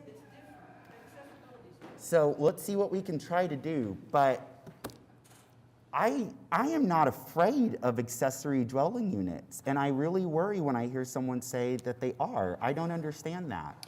So, yes, so we will intentionally, the reason we are adding the pavement is to allow a double driveway so that the problem they're concerned with doesn't occur. So you have an extra lane, so to speak, on the right where a car can park, and then you have a free and clear lane to get to the back, which is frankly pretty unique. I live in Ward 6 in a historical neighborhood. Every single driveway that I'm aware of is a single lane drive, and we have many accessory dwelling units where street parking occurs. It is a public street, but in an effort to try to fix that potential concern, we will be adding pavement. We can require a double lane drive in the SPUD if that would, ease some of the concerns so that we have adequate space in the driveway. In terms of compatibility, it is worth noting in our master design statement, we limit these to 1 story. So not only is the front house have to be 1 story, but the home and back would also have to be 1 story to keep compatible with what exists on that street. This is in the urban medium designation, so I think it's perhaps worth briefly discussing.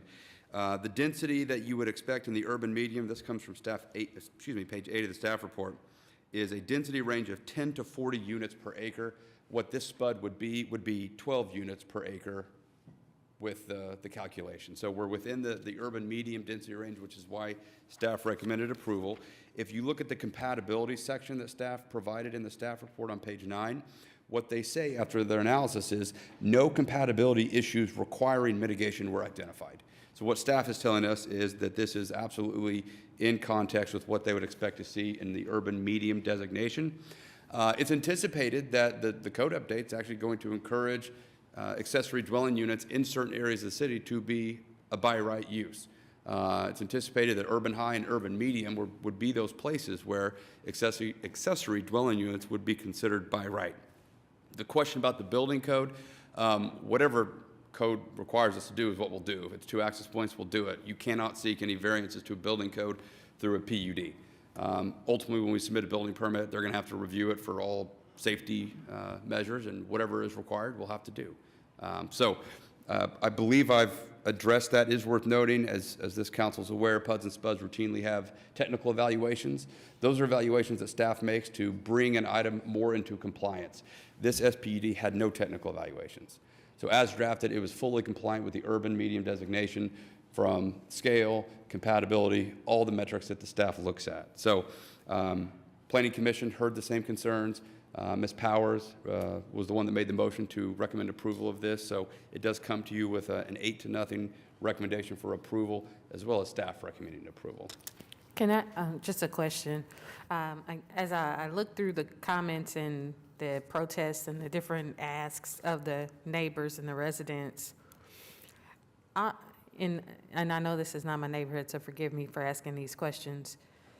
Where is, in my opinion, even looking at this, it's still kind of, I'm conflicted because I don't understand all of the things. And so to me, even the questions that the young lady asked, I haven't heard a full answer to. I know I went and got coffee, but at the same time, even with reading the things that I'm reading in the protest concerns and the fact that we have literally the whole street in opposition to this, there has to be some type, in my opinion, some better type of conversation with those neighbors. If there has been, what has that been? Have you all talked to him? So that's a great question. In advance of the Planning Commission hearing, I received the protest emails from staff. We reached out to the neighbors. We were told that they didn't want to meet. I brought Janice Powers into that email chain. I again offered the ability to meet. At the Planning Commission meeting, Janice Powers paused before she made the motion to approve and said, I'm willing to defer this if the neighbors want to go and meet with the applicant. I was told, whatever we have to say, we're going to say it at this podium. I said that time, we have 6 weeks between now and City Council. I will make myself available if the neighborhood wants to meet, and I was never asked. So we did reach out. Ms. Powers was on those email chains before she made the motion to approve, hesitated again and asked from her seat where Councilman Cooper sits to the neighbors who are sitting where they're sitting now, I'll defer this if you want to go meet. And she was told no. She then made the motion to approve. So it wasn't for a lack of effort. Well, good news, everybody. Here I am. And I'm right now asking you all as residents to meet with the applicant, and I believe you're the applicant and the representative. And I'll even step down from this horseshoe to help you arrange the meeting because I think it's that important. I will coordinate that with you all. because I've knocked that street. I know that street. And it's because I've knocked that street that when I hear that we have 19,400 people in need of 1 to 2 bedroom housing, and Maggie, when you brought up the cost of this property, the 1,800, I need to better understand how much the rental costs are going to be, because the people, when I've knocked doors, a lot of the people in Ward 2 are the people who need attainable, affordable housing, and an accessory dwelling unit would accomplish that. So I need to know if this one would. 800 is the back unit. 800. The neighbors that moved in 2 doors down this 2 weeks ago, young couple. They work, they have jobs, so they're earning their way to buying a home. They said they had no problem. That house is rented by a policeman. He signed that petition right there. Recently, vehemently didn't want to do this, and it's not quite like he said. There's power. Well, I'm sorry, I just want to interrupt. Can we meet though right now? Can we arrange a meeting right now to try and? I think everything you said is something to talk about. Everything you two brought to this podium. But I'm just saying, I believe in what the chair of the planning commission said, that you're either for this or against this. See, I don't think like that. People live in our backyard. People like our properties for the reason that this was designed by a classic All right. historical builder after World War II. You wish to defer this item? I wish to defer this item because I would like for us, I don't believe in black and whites. I think that there are always compromise, and maybe I'm wrong. So, would you all excuse me? Thank you so much. Well, but you want to defer the item Yes. first? Okay, why don't we do that? So defer it 2 weeks? I have more items. Yes, you do. Can we just? Please don't run over. Yeah, you have the next 3, actually, yeah. Why don't you all, I'll be out there. Y'all go ahead and arrange a time, and I'll be right out. You can bump to me, 1483, I think. Okay, let's stay on item M. You're moving for a 2-week deferral, Councilman I am, Cooper? thank you. Okay. We have a motion and a second to defer this item 2 weeks. Cast your votes as soon as you are able. I don't have that opportunity. I wish to vote aye if that is. We're all waiting. Okay.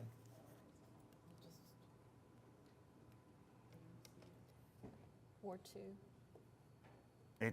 Yes, but my screen's frozen. Ward 4. Ward 5. Yes. Ward 6. Ward 7.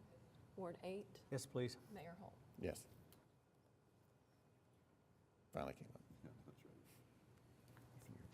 But it seems like you got the vote already, so. Should we- She's putting it on. She's putting it on.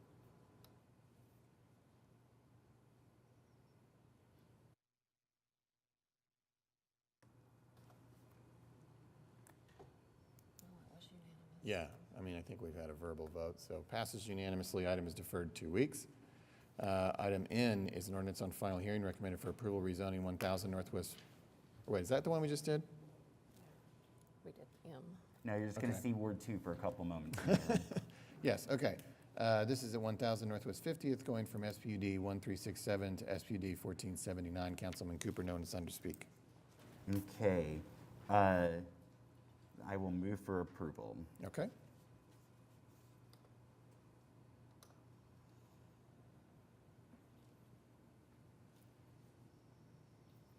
We have a motion and a second. Cast your votes. Ward 4.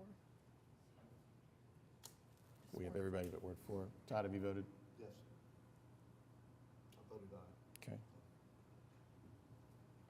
Passes unanimously. Item O is an ordinance on final hearing recommended for approval at 2508 Northwest 39th, going from O2 and R1 to SPUD 1483. The applicant, Vincent Priscilla, has signed up. Thank you. Morning.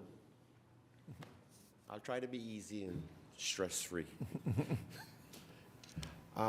Basically, it's trying to clean up the 2 pieces of property, not just with the zoning issues. One of the properties, the lot is zoned, the left side R1, the middle office, and the right side R1. I don't know how that is, but I'm just trying to clean it up. The property to the left, we're going to turn into Airbnb, and the one to the right, we're going to do light retail. It's right on the I-44, and that's why we chose the Airbnbs, because it's difficult to rent on the freeway with the freeway noise. So that's kind of why we lean to that area and to get rid of all the issues that came with those two properties not being occupied. And then you talked about retail. Would you describe a little bit Yeah, more? retail, but part of it, we want to do food. And then, like I said, the property to the other side, Airbnb. And then what were your conversations with the neighbors like, if any? No issues. Like I said, everything on that whole strip, if you look, it's all commercial. It's deep, and with the planning stuff, they talk about 25-foot buffer to the very back. I mean, we're not changing any of the existing structures. We just clean it up, paint, roof. You know, we pull up all the old carpet, refinish all the wood floors to get it back to original condition. So we're maintaining the character of there. Like Powers had said, I'm not bulldozing it to put a Taco Bell. I don't know what she has with a Taco Bell, but I'm not doing that. Well, actually, let me speak to that. 39th Street District is historic. Correct. It is a place where Route 66 and LGBT history of the last 40 years has taken place. Correct. Ward 2, the majority of us, not everybody, we don't, I mean, yeah, Taco Bell, fine, but what about taquerias from our own people?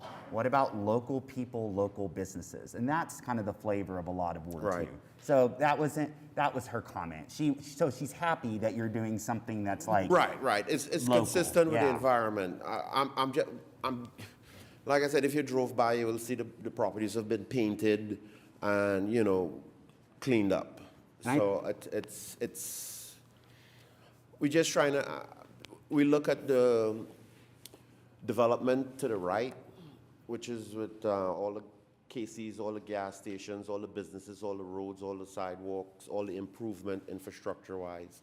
And we're just trying to, you know, maintain and keep that development flowing and clean up that whole strip. Well, I appreciate you all coming in and again bringing that kind of local flair there. And with that, I would move for approval. Can I ask what kind of restaurant it'll be? I'm so curious. Well, we're looking at pulled pork sandwiches, hot dogs, that type of thing, affordable. Because if you look at the constituents, you can't put $90 meals in there. You want something that somebody, because there's a lot of walk-in apartments to the left, not too far down. So you want stuff affordable. You know, somebody don't want to cook. They can get meals in that $10 price range. I'm not trying to break the bank. Just, you know, provide a service and also help my retirement in the process. I'll be honest. And again, I really appreciate, and thanks for that question when you told me about and also thank you for sitting with me the other day virtually. to talk Like I about said, that. Ms. Powers, and I believe also, what's your name again? Sarah, they've walked the property, they've seen what we've done. You know, like I said, we pull up all the old carpet, refinish the wood floors and stuff. Just try to bring back that, what it was intended to before carpet was invented. Well, and again, to the point of the price point, thank you, because we have a lot of working class, working middle class Absolutely. folks. I appreciate you that. Yes. So with that, I'll move for approval.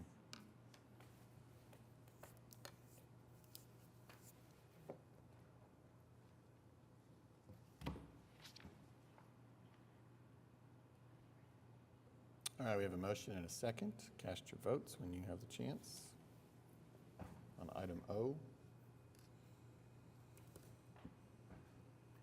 Passes unanimously. Thank you, ladies and gentlemen. Thank you.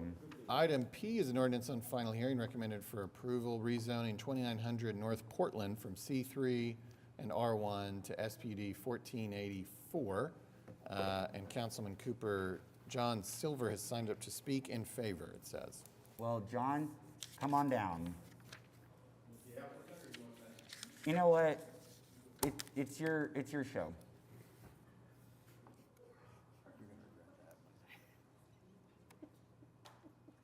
The applicant is here, but she failed to sign up.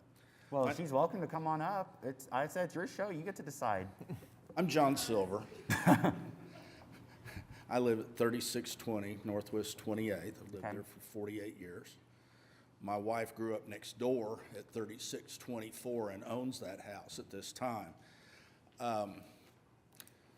Normally, I would be all in opposition to something of this nature, allowing the commercial to encroach down our street. But if you look at the picture, the parking lot at the top of your picture there serves what we euphemistically call the shopping center, which has been a battleground for many years, and it creates a lot of issues in our neighborhood. This proposal by the applicant is to build a attractive brick facade metal building in that space to store his cars that he works on. You can see there in the picture, and I've counted on any given day, there's in the neighborhood of 40 cars parked outside on his property.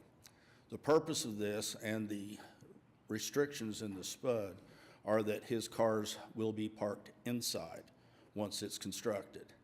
This is a benefit to my neighborhood. Also, because I do live directly across, if you see 3 driveways there at the left, the second 2 are my house. And I have a view of the derelict shopping center across the way, which will be blocked by this. And his structure will also cut down on the noise from the people that frequent that location. So for those reasons, I'm in favor of this in this one instance. How reasonable. Do you want to come on up or down? Do you want to come to the north? Hello. Hi. My name's Therese Brott, 2900 North Portland Avenue. So all of his concerns about that shopping center, completely valid. There was just a homeless man the other day trying to get me to cheat on my husband, who's been camping out in one of our cars. So we've had a lot of problem with vandalism lately, I would say like the past year or two. So our goal is to remove all of the cars, reduce the vandalism and the homeless people breaking into cars and sleeping in them. My father, who owns the property, we do plan on getting rid of a lot of the cars that are there. There are people who, sometimes don't come pick them up because for whatever reason they can't afford it. So he does plan on getting rid of those and only putting the cars that we're currently working on into that building. I think this is wonderful. And when I stepped down to meet with our other Ward 2 neighbors, Councilwoman Hammond, do you happen to have in your office, I don't, a mental health association card I could give them? I do in my wallet. I can come back and grab it. Thank you. I'm going to give you a street outreach team card from the Mental Health Association of Oklahoma. So anytime you all see anyone experiencing homelessness around you all, give them a call. You might feel like, oh, I'm always calling, I'm always calling. Please keep calling because it's a way for us to connect mental health services to those who are experiencing homelessness. And call every time you can, all right? Okay. So, And a lot of them, are very nice, actually. course, yes. And they actually will warn us when there are people trying to break into our cars to sleep in there. So a lot of them, they're very polite. There's just a few that are a little more aggressive. sometimes, Yeah. But no, we'll get you a card for that. Yeah, that'd be great. Thank you. And the other thing I want both of you to know, you might already know this, but because of the 2017 Better Street, Safer City bond election that we combined with the temporary 27-month extension of the sales tax, MAPS 3 sales tax, Portland from 23rd to 36th, right, is getting the streetscape. And you're going to see some traffic calming measures, a new median. You're going to see some new signals here, right here at 27th, and just better connecting Skyline neighborhood across the street to Will Rogers Park and just making Portland a much more pedestrian-friendly corridor. So that's coming. So I that's think, wonderful. so I'm really, really happy when you all in the private sector step up to do what you're doing because it's going to help us in the public sector as well. And let me also just say, elephant in the room, that development that's up the road from you all, I just find we have some work to do. And if I could, as the public sector, redevelop that, I would, but it's the private sector. But it's on my mind, and it's something I'll be talking with our planning department to see how we can make some lemonade out of some lemons there.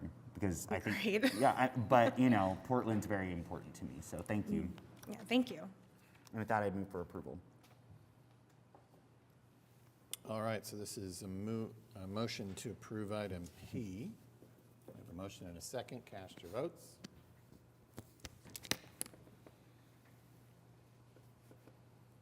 Passes unanimously.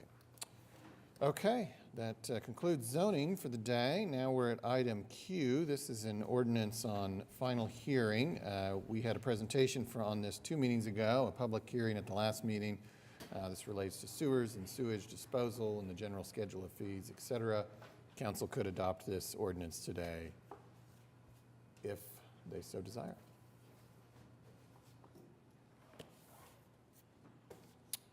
We have a motion and a second.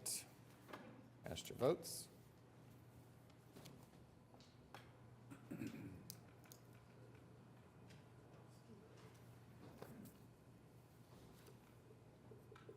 Passes unanimously. Okay, now traffic. Item 11R is an ordinance on final hearing establishing a reserved parking space for the physically disabled within the setback area on the south side of Northwest 68th. This is in Ward 2, but I suspect this is not terribly controversial. Let's move it. Let's do it.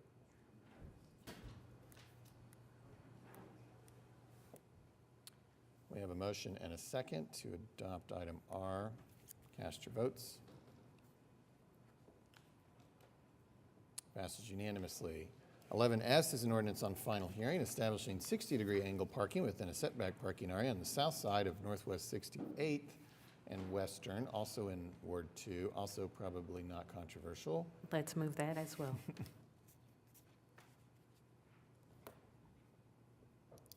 We have a motion and a second. Cast your votes. Passes unanimously. 11T is an ordinance on final hearing establishing a no parking anytime restriction on the east side of South Hillcrest between Southwest 93rd and 94th. Councilman Greenwell? Move for approval. Move for approval. Okay. Got a motion and a second. Cast your votes. Passes unanimously. Item 11U is an ordinance on final hearing establishing a reserved parking space for the physically disabled within a setback area on the north side of Northwest 17th near Western. Councilwoman Hammond? I'll move for approval. Got a motion and a second. Cast your votes.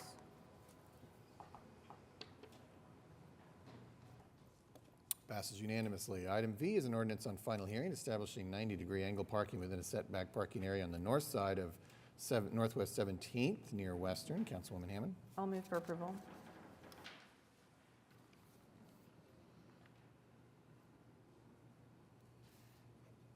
We have a motion and a second. Cast your votes.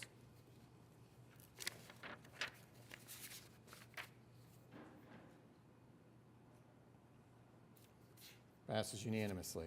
Okay, 11W is the public hearing regarding the proposed ordinance change regarding dollar thresholds on competitive processes. Amy, has anyone signed up to speak? No, they haven't. They have not, so we will close the public hearing and advance to X1, a public hearing regarding the dilapidated structures here listed, except for those previously struck. Amy, has anyone signed up to speak? They have not. They have not, so we'll take up the resolution found at X2 declaring that the structures are dilapidated.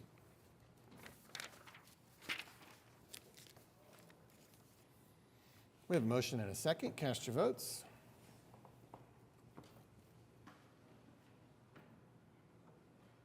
Passes unanimously.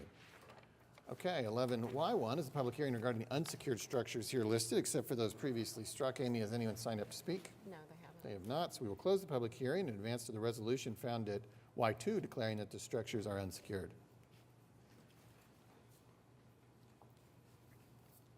We have a motion and a second. Cast your votes.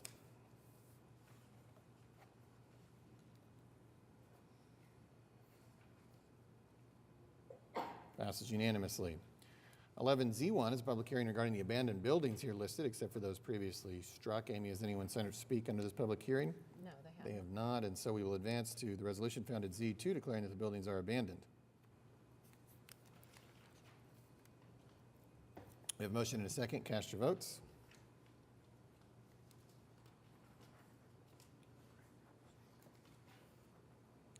Passes unanimously. Okay, item AA is a public hearing regarding the resolution declaring certain property located in the vicinity of 123 East Main Street to be surplus to the needs of the city and approving a sale to Charles Dahl, et cetera. This is just a public hearing. Amy, has anyone signed up to speak on the public hearing? No, they haven't. They have not. And so we will close the public hearing and advance to 11AB1. This is a resolution authorizing the municipal councilor to waive service of process and to confess judgment without admission of liability in the amount of $150,000 in the claim filed by Eric Font. As the administrator of the estate of Sean Donahue, staff has not requested executive session.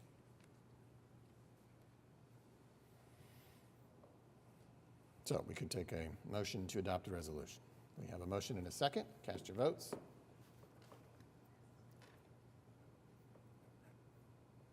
Passes unanimously. 11AC1 is a resolution authorizing the municipal councilor to confess judgment without an admission of liability in the case of Barnes v. City of OKC. Staff has not requested an executive session.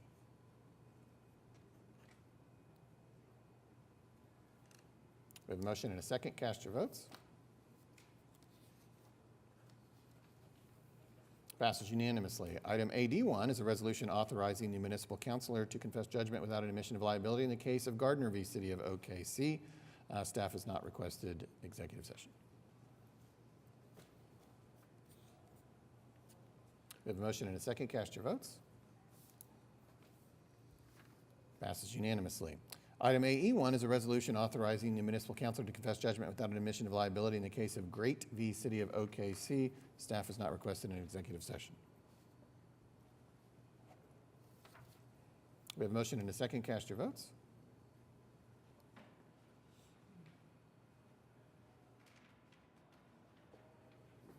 Passes unanimously.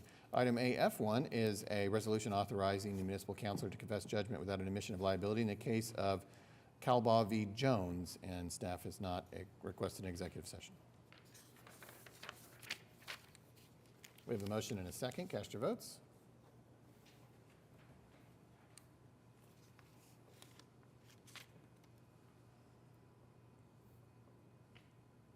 Passes unanimously. Item AG1 is a resolution authorizing the municipal councilor to enter into an agreed settlement and journal entry of judgment in the Cleveland County District Court regarding the case City of OKC v. Greason, and staff has not requested an executive session. We have a motion and a second. Cast your votes. Passes unanimously. Item AH1 is a resolution authorizing the municipal councilor to enter into an agreed settlement and journal entry of judgment in the Cleveland County District Court case styled OKC v. Updike, and staff has not requested an executive session.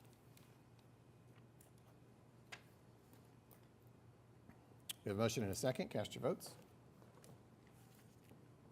Passes unanimously. Item AI1 is a joint resolution with the Oklahoma City MFA authorizing the firm Collins, Zorn, and Wagner to represent city employees Autumn Sheets, Daniel Ponder, and Jason Hodges in the case of Logan v. Ponder. Staff has not requested an executive session.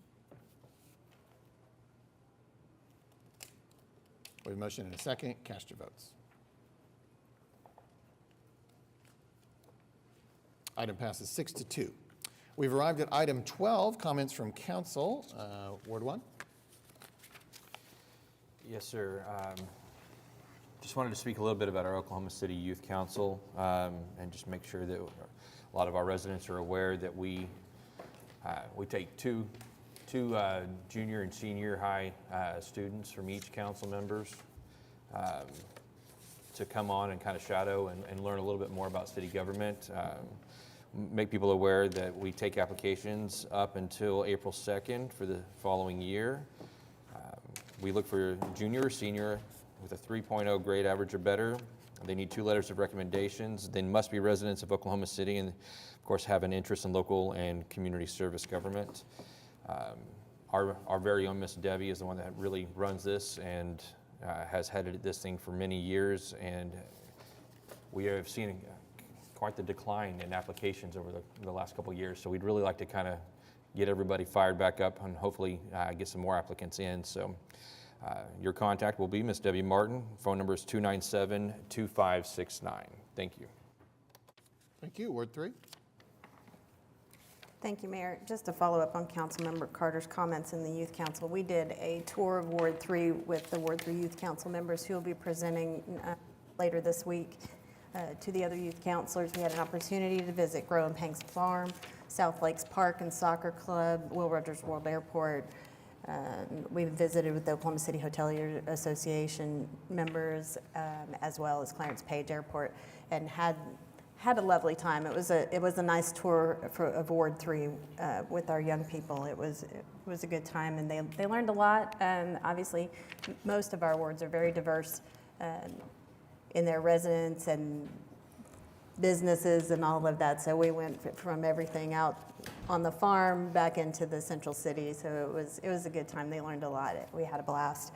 The other thing I would mention, Oklahoma City Police Department is hiring.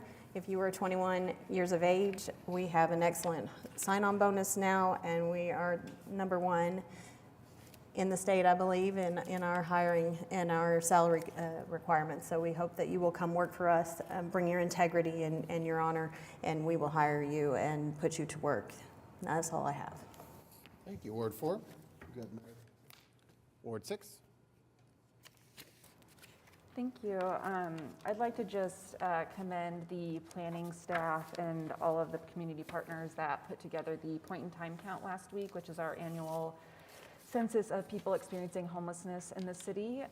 It is a requirement by the Housing and Urban Development Department at the federal level, but I know locally city staff and those community partners have added different questions, things to help inform us locally in a better way about how we can be serving people that are experiencing homelessness. I know we had a few staff from our public information office participate. I think there were some other city staff. One of our assistant city managers, to my knowledge, was able to participate. And then I didn't get to say hi to him, but I was very excited and grateful to see Zach Craig, who is our Convention and Visitor Bureau president, participating to just learn more and hear those individual stories and contribute to the effort to make sure that we have as good a possible count of folks that are currently experiencing homelessness, kind of what their background is, and even from those interviews get to have different partners in the community follow up with those individuals. So just again, I want to commend and thank our staff at the city level that help organize that, because it is a large effort that takes a lot of work and a lot of months of planning, and is invaluable information for us to help inform us how we can really be seriously addressing this problem in our community. So appreciate everyone's efforts there. All right, Ward 7. Yes, first I want to say thank you to all of our crews for working so hard throughout this weather.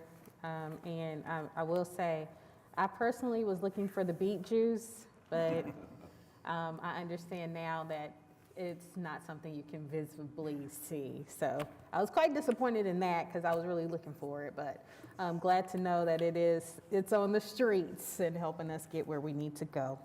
I want to personally thank the Animal Welfare Pet Food Pantry. Had a need for one of my constituents. She had inboxed me about some things that she was doing to help care for some animals in her community and on her street. So I asked her, is there something that I can do?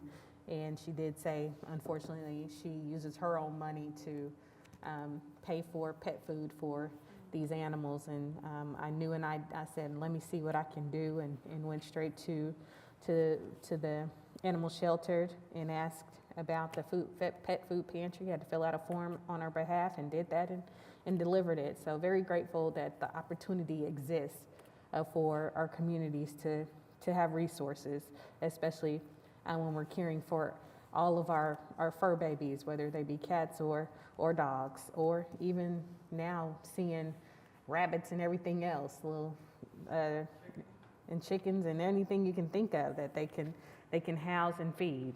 And I know they take donations, so if you have extra food, I'm sure they will be able to receive that.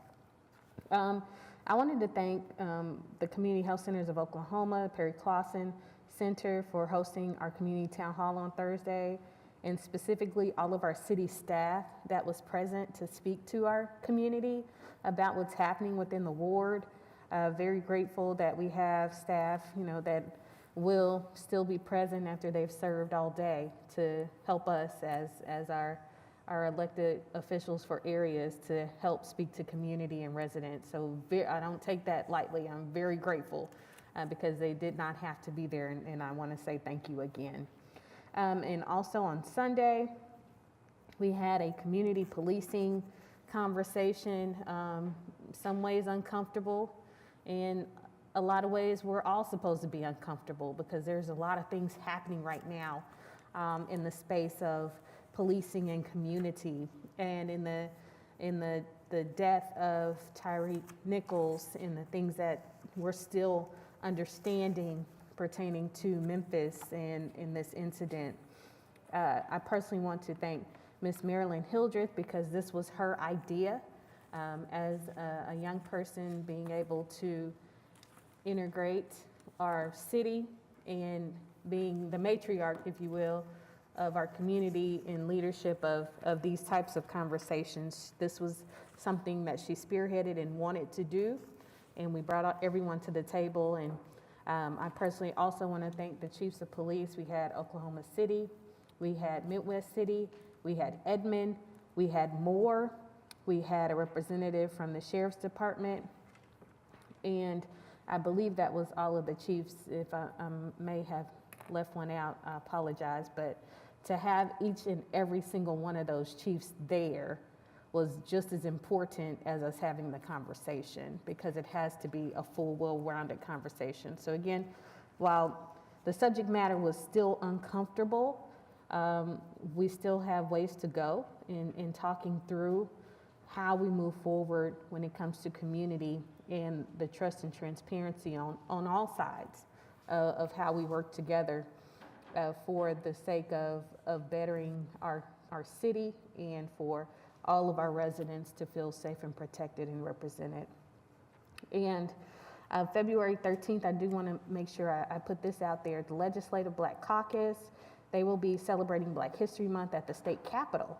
And that's going to happen from 9 a.m. until 1 p.m. And they will have the 3-star general from Tinker Air Force Base, and I believe his name is Stacey Hawkins, to be the keynote speaker. And I will be there, and I'm asking as well with Representative Lowe, who is the chair of the Legislative Black Caucus, that our community shows up to help us celebrate Black History Month. And lastly, I just want to personally also thank our officers. There was an incident that happened late in the evening on Friday, and they responded to an incident, and unfortunately that was a family member that was involved in what took place, and that was a fatal incident that happened, and I just want to acknowledge it, but I do want to say thank you to the officers for their response in that same incident. So I'll leave it at that, in thinking of all of those involved in that incident. Okay, Ward 8. Thank you, Your Honor. I wanted to personally thank Chief Gorley.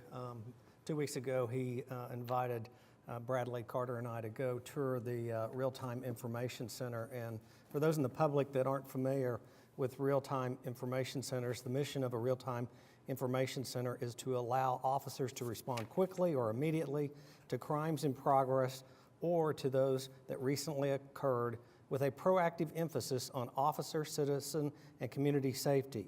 Using this technology reduces personnel, equipment, and maintenance costs, including fuel usage, which saves taxpayer dollars. There are only 120 of these real-time crime centers in the United States. Oklahoma City, again, is on the cutting edge of putting out new ways to have better law enforcement. We are currently looking at what Fort Worth and other cities are doing, so we may consider expanding this program, but my hat's off to the chief and to his staff who were incredibly informative and incredibly knowledgeable about the new information center, and it was really meaningful to me. Thank you. Thank you. Okay, that brings us to item 13, citizens to be heard. And we have 3 who have signed up to speak. Joy Reardon.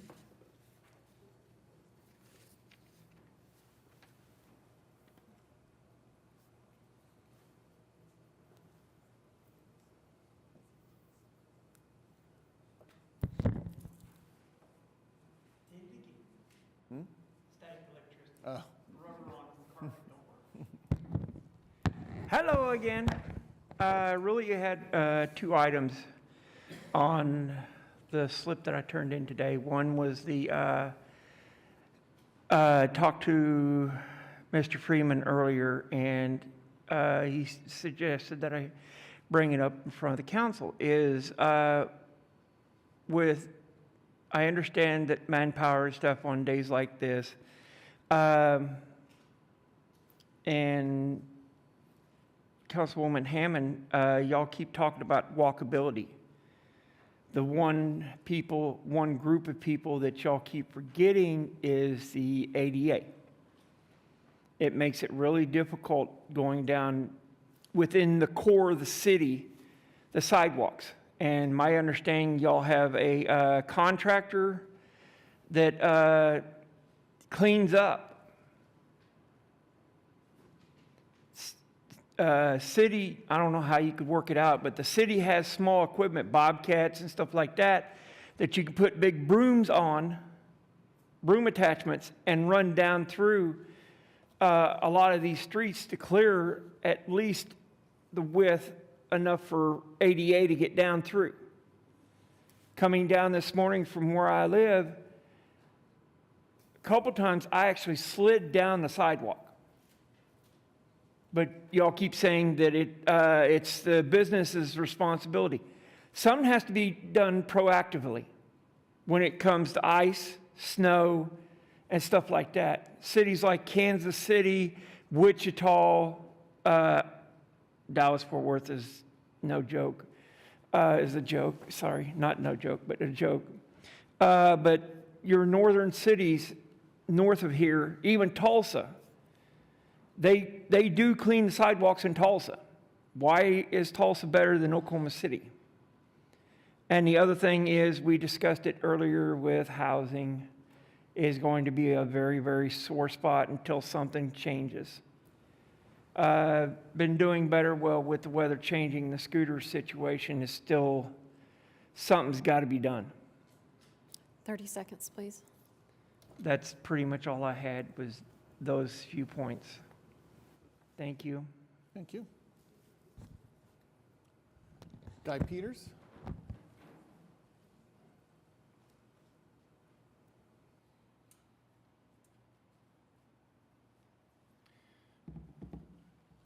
Good morning, Horseshoe. Guy Peters, 3112 Southwest 28th Street. First off, I'd like to say all politics are local. Thank you for offering the citizens a place to be heard and everything, but I would like to encourage our citizens of Oklahoma City to recognize that in 2 weeks we have a vote for City Council. So I hope that there'll be a lot of participation on that. I'd like to thank my City Councilperson Jo Beth for her work towards a certain issue that I have on my street. It's not down yet, but it's coming. From my understanding, we just got some things that we're working with and stuff. I also like to recognize Ronnie Kirk. Ronnie Kirk, if you ever look up this guy on Google and everything, he's got a speech about Northeast Oklahoma City on Metro Library and everything. Very, very, very good. Thank you, sir. I appreciate your activism and everything like that.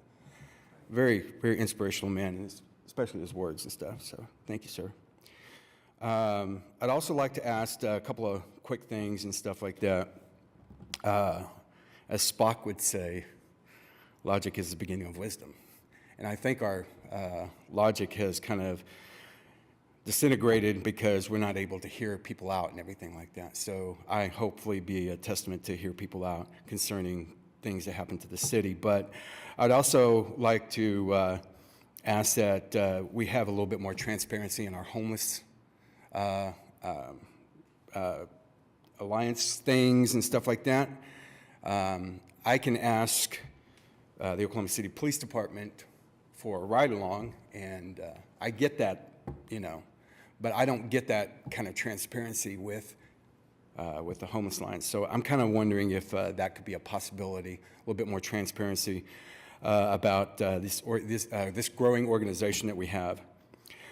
One other thing I would like to bring up, as a taxpayer of this city, is my responsibility to have a clean yard, pay my city fee for having taxes, for having trash and everything picked up. I'd like to come up with some kind of way that we can find a way towards intersections and businesses to have that cleaned up also. 30 seconds, please. I know that as we get closer to warmer times and everything, the trash is going to elevate and everything, so I'm kind of looking for ways to doing that. And I'd like to have that conversation of ways that we can help clean our places and major intersections where businesses and everything are. So, you know, if we have that possibility of having that discussion, I think it's something that needs to be addressed and stuff to keep not only our visiting sections of downtown Oklahoma City clean, but also our places of other areas clean and everything. And I would thank you for that conversation. Thank you. Thank you. Ronnie Kirk?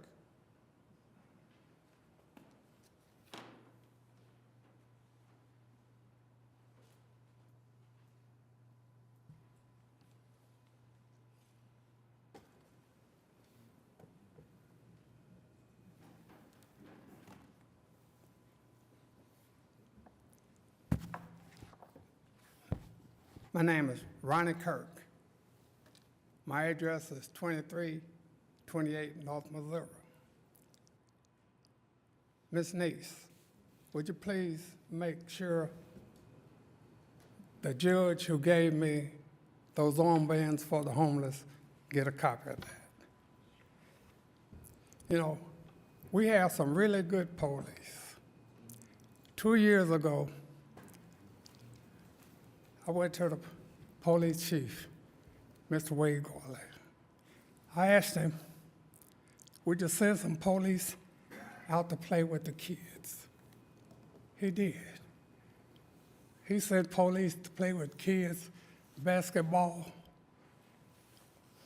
for 3 hours. 3 hours. And Mr. Tommy Johnson, he's been bringing his kids to my Juneteenth function for years. I also have a nephew shot and killed by the police just 2 months ago. There are so many bodies in the morgue in California. They haven't determined which gun the bullet came from. I ain't had time to grieve yet. You know, our city is really growing. Y'all did a great job on developing our city. But we have so many marijuana shops. They call it recreational marijuana. You know, everybody want to go out and see what y'all done did for the city. Everybody, they're going in all directions, all sides of town, just to enjoy themselves. You know, they smoking a little miracle marijuana, having a good time, driving home. They allowed to weave and go across the line. You know, they really ain't did nothing wrong, but cross the line. 30 seconds, please. And the police done send them across this line, and as if the car's not stolen, is not unauthorized use, and they haven't committed no crime. And when is that, marijuana is a depressant. And then once you see that red light flare, you get kind of nervous and start flinching. So whatever frame of mind you're in, that's what your mind is in. Sure, they're going down the street speeding. You have 3,000-pound vehicles traveling at rates of speed, and nobody broke no law yet. That's when we have laws. So, a little while back. Mr. Kirk, we're over time. Is there Yes, a sir. concluding statement you want to make? Yes, I will. We wanted a law change where those donuts in the middle of the street. I came in September of '22. And in November, y'all changed that law. By using the cameras, you see, take pictures of those tags. Y'all made that law happen, and that was quick. So with the police and the city council and our congressmen, senators, y'all can make these changes. Why? For speeding, you got these tickets, send Mr. Kirk a ticket for speeding. Put that red light on, from that red light warning, Mr. Kirk is speeding. And then you veer off and send me the ticket. Okay. And the chase is over. Yeah. Send a ticket in the mail. Okay. Why kill me? Because I kept speeding because I'm nervous and driving too fast. Yeah, okay, got it. Thank you, Mr. Kirk. All Thank right, you. well, that concludes our agenda. We're you. now on item 14, adjournment, and we are adjourned.